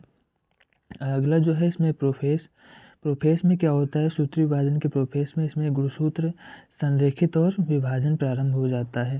जैसे कि आप समझ लीजिए कुछ इस तरीके की आपकी सेल है, ये जो आपका प्रोफेस स्टेज है इसमें, और इसमें क्या होता है, इसमें जो आपके गुणसूत्र हैं वो गुणसूत्र एक रेखा पर आ जाते हैं इस तरीके से, इस रेखा पर आकर के आपके गुणसूत्र इकट्ठा हो जाते हैं और इनका विभाजन प्रारंभ हो जाता है। ये इस तरीके का स्ट्रक्चर आपके प्रोफेज में बनता है। समझ में आ गया होगा आपको। अगला क्वेश्चन देखते हैं, क्वेश्चन नंबर 9 में देखते हैं। क्वेश्चन नंबर 9 में बताया गया है डीएनए के द्विगुणन और ट्रांसक्रिप्शन में अंतर बताइए। तो डीएनए का द्विगुणन क्या होता है और ट्रांसक्रिप्शन क्या होता है, इसमें आपको अंतर, तो इसमें क्या अंतर होता है, देखिए उत्तर देखते हैं।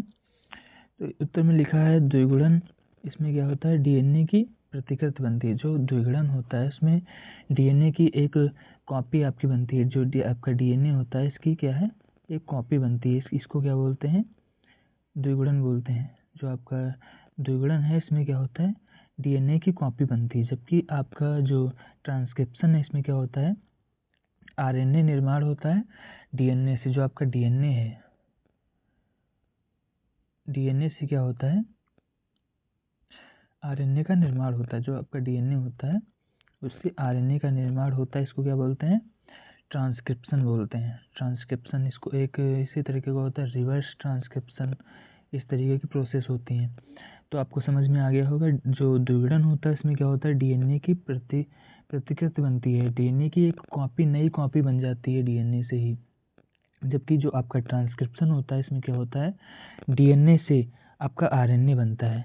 ये कभी मत सोचिएगा कि आपका जो आरएनए है इससे डीएनए का निर्माण होता है, ऐसा नहीं है। जो आपका डीएनए है इसी से आरएनए का निर्माण होता है, इसी से tRNA, mRNA, messenger RNA, transformation RNA, इस तरीके के जो आरएनए होते हैं उसका निर्माण डीएनए के द्वारा ही होता है। आगे देखते हैं क्वेश्चन नंबर 10 की तरफ। क्वेश्चन नंबर 10 में बोल रहा है वायु द्वारा प्रकीर्णन क्या है, उदाहरण बताइए। तो वायु द्वारा प्रकीर्णन क्या होता है, बीज का हवा से फैलना, ये वायु द्वारा प्रकीर्णन हो गया। और इसका उदाहरण जो है प्लास्मेटिस यानी कि जुगार। ये तो सुना नहीं लग रहा है, लेकिन आपको बता दें, आपने एक पौधा देखा होगा अपने गांव में, अपने खेतों में एक पौधा होता है जिसको सामान्य भाषा में कटैया का पौधा बोलते हैं। कटैया का पौधा, उसमें क्या होता है, उसमें बहुत बड़ा सा फल बनता है, उसके अंदर बहुत छोटे छोटे बीज लगे होते हैं और उसके ऊपर कुछ इस तरीके का हम आपको समझाने का प्रयास कर रहे हैं। जैसे कि ये उसका मेन पॉइंट होता है, ये मेन पॉइंट है, और इसके इधर उधर बहुत सारे हेयर्स जैसे लगे होते हैं, आपने देखा होगा इस तरीके का। इसको बहुत सारे लोग इसको खेला इसके साथ में करते हैं, हवा में इसको बाबा करके इसको बोलते हैं। तो इसमें क्या होता है, इसमें जो प्रकीर्णन होता है इस तरीके के पौधे में, वो हवा द्वारा प्रकीर्णन होता है। आपको समझाने के लिए मैंने ये बताया, आप जिससे आप अच्छे से इसको समझ सकें गाँव वाली भाषा में। तो इसके द्वारा क्या होता है, इसमें प्रकीर्णन जो हवा के द्वारा होता है, आपने देखा होगा। इस तरीके की जब गर्मियों का मौसम होता है तो उस फल का जो है बिखराव, उसके अंदर से बिखराव इस तरीके का बीजों का होता है, और वो हवा के संपर्क में आते ही वो उड़ने लगते हैं और उड़कर एक स्थान से दूसरे स्थान पर वो पहुंच जाते हैं और अपना जो है नया पौधा वहाँ पर उगा सकते हैं। इस तरीके से इसमें हवा द्वारा प्रकीर्णन होता है। अगला क्वेश्चन जो दिया गया है क्वेश्चन नंबर 11, इसमें देखते हैं। क्वेश्चन नंबर 11 में बोल रहा है गुड़हल के पुष्पीय लक्षण बताइए। जो गुड़हल आपका होता है उसके पुष्पीय लक्षण आपको बताने। तो गुड़हल के क्या पुष्पीय लक्षण होते हैं, इसका रंग जो है वो गुलाबी लाल होता है, दालचीनी के आकार की इसकी पंखुड़ियाँ होती हैं, और इसका जो पुष्प में वृषण और कली होती है, जिसका पुष्प होता है उसमें वृषण और कली होती है। अगला क्वेश्चन देखते हैं निश्चित उत्तरीय प्रश्न में। निश्चित उत्तरीय प्रश्न जो होते हैं उसमें आपको दूसरा क्वेश्चन दिया गया है। दूसरा क्वेश्चन इसमें है अनुनिमेल्य परागणी पौधे का उदाहरण बताइए। जो अनुनिमेल्य परागण होता है उसका आपको एक उदाहरण बताना है उसके पौधे का। तो जो आपका कान होता है जियामेज, इसमें नर और स्त्री पुष्प अलग अलग होते हैं। जो आपका कॉर्न यानी जियामेज, जिसको आप मक्का बोलते हैं, मक्का में क्या होता है आपने देखा होगा, इसमें जो आपके नर और मादा भाग होते हैं वो अलग अलग होते हैं। इसका उदाहरण जो है अनुन्मिल परागड़ी पौधे का उदाहरण है मक्का आपका। इसमें बंद रहता है, हमेशा जो पुष्प है वो बंद रहता है। उस तरीके के पुष्प में भी अनुन्मिल परागण होता है। क्वेश्चन नंबर 3 में बोला है ट्यूबर, कंद और बल्ब शकरकंद में अंतर बताइए, शल्ककंद में अंतर बताइए। तो ट्यूबर क्या होता है, कंद आपका जो होता है इस तरीके से, इसमें आप बेसिकली जो डिफरेंस होता है, इसके ऊपर नोड्स पाई जाती हैं, इसके ऊपर गांठी पाई जाती हैं। और जो आपका शल्ककंद आपको बताया गया, शल्ककंद में इस तरीके का कोई भी प्रोसेस नहीं होता है। शल्ककंद में बेसिकली जैसे इस तरीके का होता है, प्याज लहसुन वगैरह जो है ये शल्ककंद के अंतर्गत आते हैं। इसमें क्या होता है, इसमें आपका नोट्स नहीं इसमें पाई जाती हैं, इसमें नोट्स नहीं पाई जाती हैं, जबकि इसमें नोट्स पाई जाती हैं। इसका उदाहरण हो जाएगा आपका जो ट्यूबर है, उसका उदाहरण हो जाएगा आपका आलू। और जो आपका बल्ब है उसका शल्ककंद इसको बोलते हैं, उसका उदाहरण हो जाएगा प्याज। ये उदाहरण हैं ट्यूबर के और बल्ब के। तो इसमें आपको उत्तर में भी बताया गया है, यहाँ पे देखिए ट्यूबर जो होता है इसका वो मोटी भूमिगत तना होता है, और जो बल्ब होता है वो पत्तियों का गठित संरचना होता है, जैसा कि प्याज। अगला क्वेश्चन देखते हैं, क्वेश्चन नंबर 4। क्वेश्चन नंबर 4 में बोल रहा है हाइपेथेंडियम पुष्पक्रम में परागण कैसे होता है। जो आपका इस तरीके का हाइपेथेंडियम प्रकार का पुष्पक्रम होता है, इसमें परागण कैसे होता है, पॉलिनेशन कैसे होता है, ये आपको बताना है। तो इसमें जो पुष्प होता है ऊर्ध्वाधर तने पर चढ़े होते हैं, जो इसके पुष्प होते हैं वो ऊर्ध्वाधर तने पर चढ़े होते हैं। परागण इसमें जो है हवा या कीट द्वारा पहुंचते हैं, जो परागकण होते हैं वो इसमें हवा या कीट के द्वारा पहुंच जाते हैं। उसमें जो हाइपेथेंडियम पुष्पक्रम है उसमें परागण किसके द्वारा होता है, तो हवा या कीट के द्वारा होता है। ठीक है।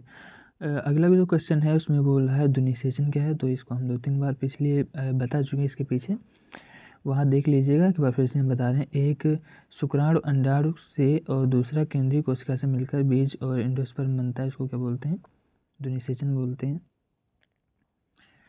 क्वेश्चन नंबर 6 जो है, क्वेश्चन नंबर 6 में दिया गया है, क्वेश्चन नंबर 6 में उभय फ्लोएमी संवहन बंडल क्या होते हैं। उभय फ्लोएमी संवहन बंडल क्या होता है, तो संवहन बंडल जिसमें जो आपका फ्लोएम है और जाइलम दोनों भीतर और बाहर मौजूद होते हैं। जो आपका संवहन बंडल, जैसे कि आप मान लीजिए ये आपका तना है, और इसमें जो आपके संवहन बंडल हैं वो बताया गया है, इसमें जाइलम दोनों भीतर और बाहर मौजूद होते हैं। भीतर की तरफ यहाँ पर भी, और जो आपका बाहर ये यहाँ पर क्षेत्र है यहाँ पर भी मौजूद हो, तो उसको क्या बोलते हैं, उभय फ्लोएमी संवहन बंडल बोलते हैं। अगला जो है ये अब बोल रहा है काग एथा और संवहन एथा में अंतर बताइए। ये क्वेश्चन भी पहले बता चुके हैं इसके पहले। तो काग एथा जो होता है इसकी बाहरी परत जो है तिम्रित होती है, इस तरीके से आपको बताया था। और जो संवहन एथा होता है उसमें तनों जो आपके तने होते हैं, स्टेम्स होते हैं, उसमें जो बाहरी उसकी सतह होती है उसमें जल और भोजन का परिवहन होता है। जल का परिवहन किसके द्वारा होता है, जाइलम के द्वारा होता है, हमने भी आपको बताया था। जल का जो ट्रांसपिरेशन होता है वो जाइलम के द्वारा होता है, जो फूड का ट्रांसपोर्ट होता है वो फ्लोएम के द्वारा होता है। ये भी क्वेश्चन करा चुके हैं, ये भी क्वेश्चन रिपीट है, ये भी करा चुके हैं, ये वाला नहीं करा है। बाह्य विदारुक और मध्य विदारुक में अंतर बताइए। तो बाह्य विदारुक क्या होते हैं, जाइलम बाहर की तरफ होता है आपका, ये स्टेम आपका जैसे कि हो गया, और इसके अंदर ये दो वलय हमने बना दिए, और इसमें बता रहा है जाइलम अगर बाहर की तरफ है, जैसे कि ये जाइलम है आपका, ये बाहर की तरफ है, और आपका जो फ्लोएम है वो अंदर की तरफ है, तो इसको क्या बोलते हैं, जैसे जाइलम अगर बाहर की तरफ है तो उसको बोलेंगे जाइलम बाह्य विदारुक, और मध्य विदारुक उसको बोलते हैं जब जाइलम अंदर की तरफ होता है तो उसको मध्य विदारुक बोलते हैं। आगे देखते हैं क्वेश्चन नंबर 11। क्वेश्चन नंबर 11 में दिया गया है भारत के 2 कीटभक्षी पौधों के नाम बताइए। तो कीटभक्षी पौधे कौन कौन से होते हैं, इसमें उदाहरण में दिया गया है कैटफिश, ड्रोकेनिया, ये जो हैं आपके कीटभक्षी पौधे हैं। लेकिन इसके अदर में भी बहुत सारे पौधे होते हैं जिनको आप याद कर सकते हैं, जो आपके भारत में पाए जाते हैं और इनके द्वारा जो है कीटों का भक्षण किया जाता है। अब आप इसकी ये समझ लीजिए, ये पौधे कीटों का भक्षण क्यों करते हैं। आमतौर पर आपने कभी नहीं देखा होगा इस तरीके के रियल पौधे जिनमें कीट भक्षण करने वाले ये पौधे आपने रियल में नहीं देखे होंगे। तो इसमें क्या होता है हम आपको बताएं, इसका कैरेक्टर ऐसा होता है, ये पौधे जो होते हैं वो जहाँ पर नाइट्रोजन की कमी होती है, जिन क्षेत्रों में नाइट्रोजन की कमी होगी वहाँ पर इस तरीके के जो आपके कीटभक्षी पौधे होते हैं वो पाए जाते हैं। और ये क्या करते हैं, जो नाइट्रोजन की कमी होती है पौधे के अंदर उसको पूरा करने के लिए ये कीट को जो है मारते हैं। इनके अंदर ऐसा कुछ सिस्टम पाया जाता है जैसे कि ये इनका पौधा है और इसमें एक संरचना पाई जाएगी, जैसे इस तरीके की संरचना बनी है। इसके अंदर क्या, यहाँ पर जैसे लिक्विड भरा है इनका, इसके अंदर एक लिक्विड भरा होता है, एसिडिक होता है। और जब भी यहाँ पर इसके सेंसिटिव रोम्स लगे होते हैं, जैसे भी कोई कीट इसके अंदर प्रवेश करता है, जैसे भी कोई कीट इसके अंदर प्रवेश करेगा यहाँ पर, वैसे ही ये क्या करते हैं, अपने जो सेंसिटिव रोम्स होते हैं इनको ये बंद कर देते हैं। जब ये इसको बंद कर देंगे तो इसके अंदर जो कीट है वो फंस जाता है और इसमें जाकर के वो ख़त्म हो जाता है। ख़त्म होने के बाद इसका डिकम्पोज करते हैं ये और उस कीट से नाइट्रोजन प्राप्त करते हैं। कीट के अपने बॉडी में बहुत सारे तत्व पाए जाते हैं, लेकिन ये उससे नाइट्रोजन प्राप्त कर लेते हैं और उस नाइट्रोजन का यूज जो है ये अपने पौधे की ग्रोथ में या उसके न्यूट्रिएंट्स के रूप में उसका यूज करते हैं नाइट्रोजन का। इस तरीके के पौधे पाए जाते हैं। इसका मेन कैरेक्टर ये होता है, नाइट्रोजन की जहाँ पर कमी होती है उस जगह पर ये पाए जाते हैं और ये कीटों का भक्षण करके नाइट्रोजन को अपने अंदर प्राप्त कर लेते हैं। देखते हैं अगला क्वेश्चन निश्चित उत्तरीय प्रश्न का। इसमें आपसे बोल रहा है सोरोसिस और साइकोनस फलों में अंतर बताइए। सोरोसिस और साइकोनस फल कौन कौन से होते हैं, इसमें अंतर आपको बताना है। तो सोरोसिस फल वे होते हैं जो कई छोटे फल एकत्र होकर बड़ा फल बनाते हैं, जैसे कि अनार, इसको क्या बोलेंगे, सोरोसिस फल।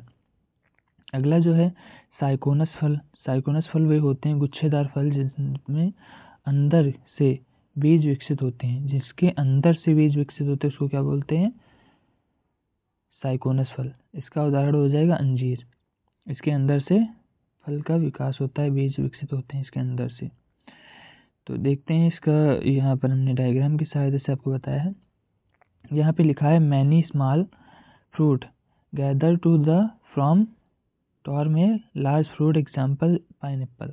इसमें क्या होता है, बहुत छोटे छोटे आप देख रहे हैं इस तरीके के फल मिल करके एक बड़े फल का निर्माण करते हैं, इसलिए इस फल को क्या बोलते हैं, सोरोसिस फ्रूट बोलते हैं। अब साइकोनस फ्रूट जो है इसका एग्जाम्पल आपको बता दिया, अंजीर, इसको इंग्लिश में फिग कहते हैं। इसमें क्या है, cluster of fruits with seed developing inside, जो इनके बीज होते हैं वो अंदर से डेवलप होते हैं, बहुत सारी अधिक मात्रा में डेवलप होते हैं, इसको क्या बोलते हैं, इस तरीके के फल को बोलते हैं साइकोनस फ्रूट। अगला जो क्वेश्चन है उसमें पूछ रहा है आपसे, फूल गोभी का वानस्पतिक नाम ये आपको बता चुके हैं, वो है ब्रेसिका ओल्डेसिया बोटाइटिस, इसकी जो वैरायटी होती है। सहतूत के फल का कौन सा भाग खाने योग्य होता है, जो आपका सहतूत का फल होता है उसमें कौन सा भाग खाने वाला होता है, तो सहतूत का मीठा व रसीला मांसल भाग, जिसको इंडोकार्प बोलते हैं, उसे खाया जाता है, इंडोकार्प को खाया जाता है। कैम्बियम के किसी एक मुख्य कार्य का वर्णन कीजिए। जो कैम्बियम होती है आपके पौधे में पाई जाती है, उसका मुख्य कार्य क्या होता है ये आपको बताना है। तो उसका मुख्य कार्य क्या होता है, कैम्बियम आपका जो तना होता है उसके अंदर कैम्बियम पाई जाती है। इसमें क्या है, कैम्बियम द्विपदीय संवहन वृद्धि करता है। कैम्बियम आपकी द्वितीयक वृद्धि जो होती है, तने में जो द्वितीयक वृद्धि होती है, मोटाई में, इसके लेंथ में जो मोटाई में जो इसकी वृद्धि होती है वो कौन करता है, कैम्बियम की सहायता से इसके अंदर वृद्धि होती है तने में आपकी। यह जाइलम और फ्लोएम, जो आपका जाइलम और फ्लोएम है का उत्पादन करता है। जो आपका जाइलम और फ्लोएम होता है जो भोजन और जल का संवहन करता है, उसमें इसका जो है बनाने में इसकी अहम भूमिका होती है। आगे देखते हैं तरबूज को किस कुल में रखा गया है। जो आपका तरबूज होता है उसको किस कुल में रखा गया है, तो कुकुरबिटेसी कुल में रखा गया है। अब आपसे पूछ रहा है अति लघु उत्तरीय प्रश्न में क्वेश्चन नंबर 7 इसमें है वाष्पोत्सर्जन और बिंदु स्रावण में अंतर बताइए। जो आपका ट्रांसपिरेशन होता है और गटेशन, इसमें आपसे डिफरेंस पूछ रहा है, क्या डिफरेंस होता है, तो आपको डायग्राम की सहायता से समझ सकते हैं। इसमें देखिए लिखा है वाष्पोत्सर्जन जो होता है उसमें जल वाष्प के रूप में निकलती है। जो आपका वाष्पोत्सर्जन होता है, ट्रांसपिरेशन होता है, इसमें जो आपकी जल वाष्प होती है वो भाप के रूप में निकलती है, वाष्प के रूप में निकलती है, वाष्प के रूप में निकलती है। और जो आपका बिंदु श्रावण होता है जिसको इंग्लिश में गटेशन बोलते हैं, इसमें क्या होता है जो आपका पानी है या जल है उसके पौधे की सतह से बूंदों के रूप में निकलता है, बूंद बूंद करके निकलता है, उसको क्या बोलते हैं, गटेशन बोलते हैं। आई होप आपको समझ में आ रहा होगा। क्वेश्चन नंबर 8 देखते हैं, इसमें दिया है प्रोकैरियोटिक और यूकैरियोटिक कोशिका में अंतर बताइए। तो प्रोकैरियोटिक कोशिका जो होती है इसमें न्यूक्लियस नहीं होता है और 27 प्रकार का राइबोसोम पाया जाता है, जबकि जो यूकैरियोटिक कोशिका होती है उसमें क्या होता है, न्यूक्लियस होता है और 80 प्रकार का राइबोसोम पाया जाता है। अगला क्वेश्चन है क्वेश्चन नंबर 9 में पूछ रहा है अधोवर्ती अंडाशय वाले 4 पौधों के नाम बताइए। ऐसे कौन से पौधे हैं जिनमें अधोवर्ती अंडाशय पाया जाता है। तो आपका अधोवर्ती अंडाशय कौन कौन से पौधे में पाया जाता है, तो टमाटर, बैंगन, मिर्च और भिंडी, इनमें क्या है, अधोवर्ती अंडाशय पाया जाता है। खाद्य, औषधि और कृषि में महत्व इन सभी का होता है। क्वेश्चन नंबर 10 में देखते हैं, क्वेश्चन नंबर 10 में लिखा है धतूरा और कैंडी टफ्ट के पुष्पीय लक्षण बताइए। तो धतूरा जो होता है उसका जो पुष्प होता है वो बेलनाकार पीला या सफेद रंग का होता है इसका फूल। कैंडी टफ्ट जो होता है इसका जो फूल होता है उसका रंग लाल या गुलाबी रंग का होता है और ये कीट परागित होता है। इसमें परागण जो है किसके माध्यम से होता है, कीट के माध्यम से होता है। क्वेश्चन नंबर 11 में देखते हैं, क्वेश्चन नंबर 11 में दिया गया है असहजीवी नाइट्रोजन स्थिरीकरण करने वाले जीवाणुओं का महत्व बताइए। असहजीवी का मतलब होता है जो सहजीवी नहीं होते हैं, उनमें नाइट्रोजन का स्थिरीकरण वो करते हैं, तो उनका आपसे पूछ रहा है महत्व बताइए, जीवाणुओं का महत्व बताना है। तो नाइट्रोजन में, मिट्टी में नाइट्रोजन बढ़ाना इनका कार्य होता है। फसल को वृद्धि में सहायता करते हैं, फसल की जो वृद्धि होती है उसमें सहायता करते हैं। उदाहरण जैसे एजोक्टोबैक्टर, ये एजोक्टोबैक्टर क्या है, ये असहजीवी है। असहजीवी, इसका उपयोग फसलों के साथ में भी किया जाता है, इसको एक कल्चर के तरीके से इसको मिलाया जाता है और ये जो आपके नाइट्रोजन को बढ़ाता है, फसल की वृद्धि में सहायक होता है।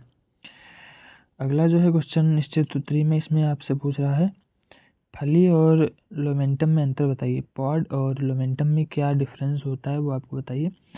तो हम आपका एक बार में ही आप क्लियर करा देंगे कि फली और लोमेंटम क्या होता है। आपने बहुत बार इसको पढ़ा होगा, नहीं समझ में आएगा क्योंकि वहाँ डायग्राम नहीं दिए गए हैं। डायग्राम की सहायता से अगर आप समझते हैं किसी चीज़ को तो एक बार आप समझ लिए तो आप ज़िंदगी भर उसे याद रखेंगे।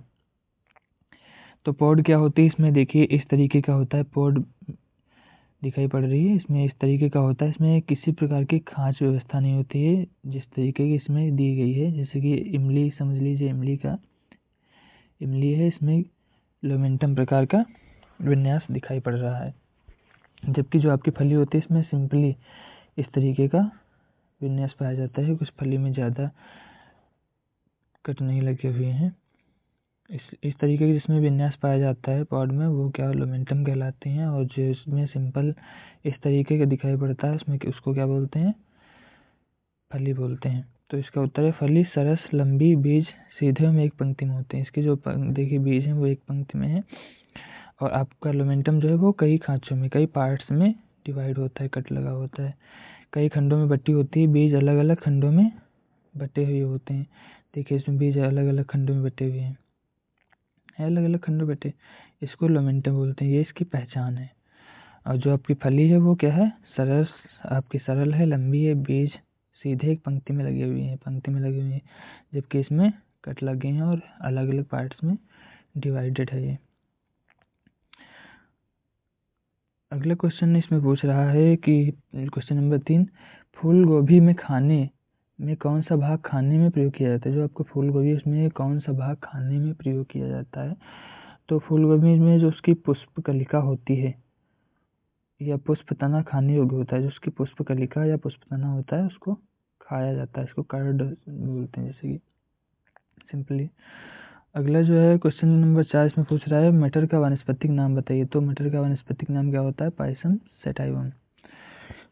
कमेंट में आप बताएंगे चना का क्या बॉटनिकल नेम होता है और प्याज का बॉटनिकल नेम क्या होता है, चना का बॉटनिकल नेम क्या होता है, ये आप कमेंट में बताइएगा। प्याज किस कुल में रखा गया है, तो प्याज एम्ब्रोलिएसी कुल में रखा गया है। और जो आपका है क्वेश्चन नंबर 6 में आपसे पूछ रहा है, क्वेश्चन नंबर 6 है एटीपी क्या है। तो एडेनोसिन ट्राइफॉस्फेट को एटीपी बोलते हैं। कोशिका में ऊर्जा का मुख्य स्रोत क्या होता है, एटीपी ही होता है। अगला जो है कुछ अति लघु उत्तरीय प्रश्न इसमें पूछ रहा है आक्सीय फास्फोरिलीकरण और प्रकाश फास्फोरिलीकरण में अंतर बताइए। तो आक्सीय क्या होता है, इसमें प्रकाश और ऑक्सीजन पर निर्भर होता है। आक्सीय जो फास्फोरिलीकरण होता है, जबकि प्रकाश फास्फोरिलीकरण जो होता है इसमें केवल प्रकाश पर निर्भर होता है। अगला जो है क्वेश्चन नंबर 8 में बोल रहा है ऑक्सीजन और अनाक्सीय श्वसन। ऑक्सीय श्वसन और अनाक्सीय श्वसन में अंतर बताइए। तो ऑक्सीय श्वसन वह होता है इसमें ऑक्सीजन की आवश्यकता होती है, अधिक ऊर्जा उत्पन्न होती है।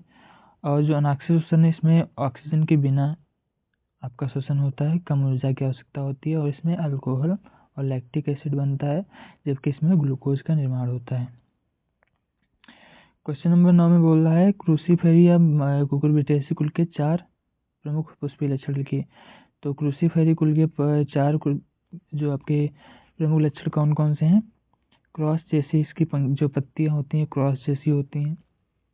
सरसों का फूल आपने देखा होगा क्रॉस जैसा होता है। पुष्पीय संरचना इसकी 4/2 4/6 इस तरीके से होती है और इसका फल जो है वो चपटा होता है। आपने देखा होगा इसका जो फल होता है वो चिपटा होता है। और जो इसमें आगे दिया गया है कुकुरबिटेसी कुल की विशेषताएं पूछा है। तो इसका जो बेलनाकार फूल होता है, कुसुम बीज इसके लंबे होते हैं, जैसे कि कुसुम या इसके जो बीज होते हैं वो लंबे होते हैं और इसका फल जो है बेलनाकार होता है। क्वेश्चन नंबर 10 देखते हैं। क्वेश्चन नंबर 10 में दिया गया है लैग हीमोग्लोबिन वर्धक उत्पन्न करने वाले सहजीवी जीवाणु का महत्व बताइए। लैग हीमोग्लोबिन जो वर्धक उत्पन्न करते हैं उसके जो सहजीवी उनका जीवाणु का महत्व बताना है। तो नाइट्रोजन स्थिरीकरण में सहायक होते हैं जो आपके लैग हीमोग्लोबिन वर्धक हैं। मिट्टी की उर्वरता बढ़ाने में भी सहायक होते हैं। आगे देखते हैं क्वेश्चन नंबर 11 इसमें दिया गया है मालवेसी या ग्रेमिनी कुल के आर्थिक महत्व वाले 4 पौधे लिखिए। तो मालवेसी या ग्रेमिनी कुल के 4 आर्थिक महत्व वाले पौधे कौन से हैं, जैसे भिंडी हुई, कपास, टोमेटो जो है टोमेटो ये सोलेनेसी कुल का है, मल्लिका ये भी नहीं होगी। इनका सबका यूज जो क्या है, खाद रेशम औषधि बनाने में। ग्रेमिनी कुल के जो आपके होंगे, ग्रेमिनी कुल के जैसे गेहूँ और आपका धान, मक्का, ये सब जो है आपके ग्रेमिनी कुल में आते हैं। इस तरीके जो है ग्रेमिनी कुल में आते हैं, ठीक है। मालवेसी कुल में आपसे पूछा तो मालवेसी कुल में भिंडी, कपास ये सब जो है मालवेसी कुल में आते हैं। आगे देखते हैं क्वेश्चन नंबर 2 में दिया गया है निश्चित के क्वेश्चन नंबर 2 में आपसे पूछ रहा है ट्यूबर और राइजोल में अंतर बताइए। राइजोम में अंतर बताना है आपका, ट्यूबर और राइजोम में अंतर बताना है। ये क्वेश्चन रिपीट हो चुका है, इसको पहले बता चुके हैं इसलिए इसको यहाँ पर नहीं बताएंगे, इसका आंसर आप अपने आप करेंगे। इसमें क्वेश्चन नंबर 3 दिया गया है, ये क्वेश्चन इंपॉर्टेंट है। क्वेश्चन नंबर 3 में आपसे पूछ रहा है शरीफा किस प्रकार का फल है। तो शरीफा एक आपका सरल फल है। शरीफा जो है सरल फल है, ये कुछ भी आपको नहीं लिखना है, फल का प्रकार ओनली लिखना होता है। क्वेश्चन नंबर 4 है संवहन बंडलों के आधार पर तने और जड़ में अंतर बताइए। संवहन बंडल जो होते हैं उनके आधार पर आपको तने में और जड़ में अंतर बताना है। तो तना जो होता है उसमें संवहन बंडल जो होते वृत्ताकार होते हैं, जो तना होता है उसमें संवहन बंडल वृत्ताकार होते हैं, जबकि जो जड़ होती है उसमें संवहन बंडल केंद्रीकृत होते हैं। जो जड़ होती है इसमें समान मंडल आपके केंद्रीकृत होते हैं। अगला जो है क्वेश्चन नंबर 5। क्वेश्चन नंबर 5 में बोल रहा है बाह्य परासरण और अंतःपरासरण, ये भी करा चुके हैं क्वेश्चन। अगला देखिए क्वेश्चन वही आ गया जो आपसे बोले थे, भारत के राष्ट्रीय पुष्प का वानस्पतिक नाम बताइए। तो निलंबो न्यूजिफेरा, ये आपका वेरी इंपॉर्टेंट क्वेश्चन है। इस सीरीज का वेरी इंपॉर्टेंट क्वेश्चन, ये कम से कम 5-6 बार रिपीट हो चुका है क्वेश्चन, हर बार परीक्षा में आता है, ये क्वेश्चन। निलंबो न्यूजिफेरा किसका बॉटनिकल नेम है? तो कमल का है, राष्ट्रीय पुष्प है अपने देश भारत देश का। सोलेनेसी कुल के 5 लक्षण बताइए। तो इसका जो बेलनाकार फूल अभी बताया, 5 दल होते हैं, अध्यारोपित अंडाशय होता है, 2 स्त्री केंद्र होते हैं और फल वैक्याकार का होता है, इस तरीके का है। क्वेश्चन नंबर 8 में लिखा गया है लेग्युमिनेसी कुल के आर्थिक महत्व को संक्षेप में बताइए। जो लेग्युमिनेसी कुल आपका होता है इसके आपको 5 आर्थिक महत्व बताने, कुल के आर्थिक महत्व बताने हैं। तो ये खाद्य दाल के रूप में इसका प्रयोग करते हैं, पशु आहार के रूप में इसका उपयोग करते हैं, इसके जो अन्य पार्ट इसका बच जाता है दाल निकाल लेते हैं, उसके बाद जो इसका ग्रीन पार्ट्स बच जाते हैं उसका हम चारे के रूप में भी प्रयोग कर सकते हैं। नाइट्रोजन स्थिरीकरण करता है, बिल्कुल इसकी जो जड़ें होती है इसमें नोड्यूल्स पाए जाते हैं जिसके अंतर्गत बैक्टीरिया पाए जाते हैं और ये नाइट्रोजन स्थिरीकरण का कार्य करते हैं, जैव उर्वरक का कार्य करते हैं, जैव उर्वरक बनाने में इसका प्रयोग किया जाता है। अगला जो है क्वेश्चन नंबर 9, इसमें दिया गया है कोलेस्ट्रॉल और बाइकोलेटरल संवहन बंडल में अंतर बताइए। तो कोलेस्ट्रॉल और ये भी क्वेश्चन रिपीट हो चुका है, बता चुके हैं। कोलेस्ट्रॉल में क्या होता है, जाइलम और एक तरफ होते हैं, जबकि बाइकोलेटरल में क्या होता है, जाइलम बीच में, फ्लोएम दोनों तरफ होते हैं। तो ये समझ लीजिए आप डायग्राम की सहायता से, जैसे कि ये आपका डायग्राम बना है। कोलेस्ट्रल में क्या बता रहा है, जाइलम और एक तरफ होता है, जाइलम एक तरफ होता है, जो आपका जाइलम है समझ लीजिए, ये आपके जाइलम है, ये एक तरफ है।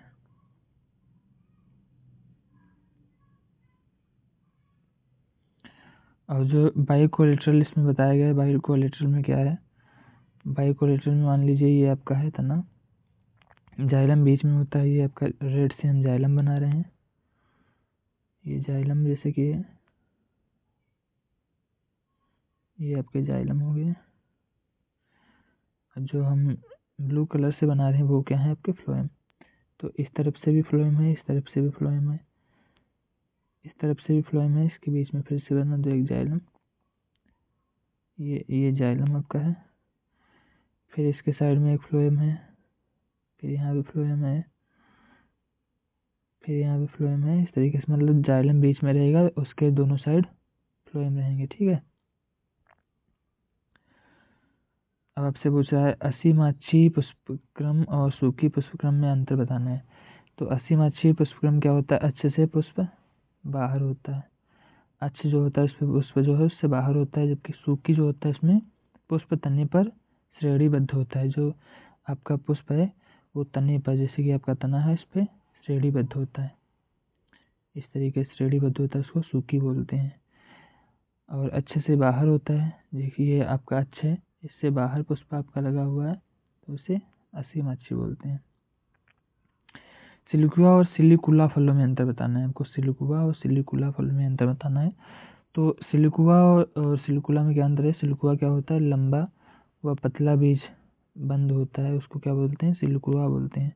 जबकि सिलिकुला क्या होता है, छोटी चपटी बीज, इसमें बीज खुलते हैं और ये छोटी चपटी होती है, इसको क्या बोलते हैं, सिलिकुला बोलते हैं। तो अब क्वेश्चन समाप्त होते हैं। आशा करता हूँ आपको वीडियो अच्छा लगा होगा। अगर वीडियो अच्छा लगा हो तो वीडियो को लाइक करें, चैनल को सब्सक्राइब करें। Thank you. देखिए मैं बताना चाहूँ आपको कि मैं तो अपनी तरफ से अपनी 100% मेहनत कर रहा हूँ आप सभी लोगों को बोर्ड एग्जाम में अच्छे मार्क्स दिलाने के लिए, लेकिन आप लोग वीडियो को शेयर नहीं करते हैं, लाइक करते हैं, तो थोड़ा डिमोटिवेशन होता है कि हम इतनी मेहनत अपनी तरफ से कर रहे हैं, आप लोग सपोर्ट नहीं कर रहे हैं। तो आप लोग थोड़ा सा सपोर्ट दिखाइए और अपने दोस्तों के साथ शेयर कीजिए, जिससे आप अच्छे मार्क्स गेन कर सकें और आपके दोस्त भी अच्छे नंबर पा सकें। Thank you.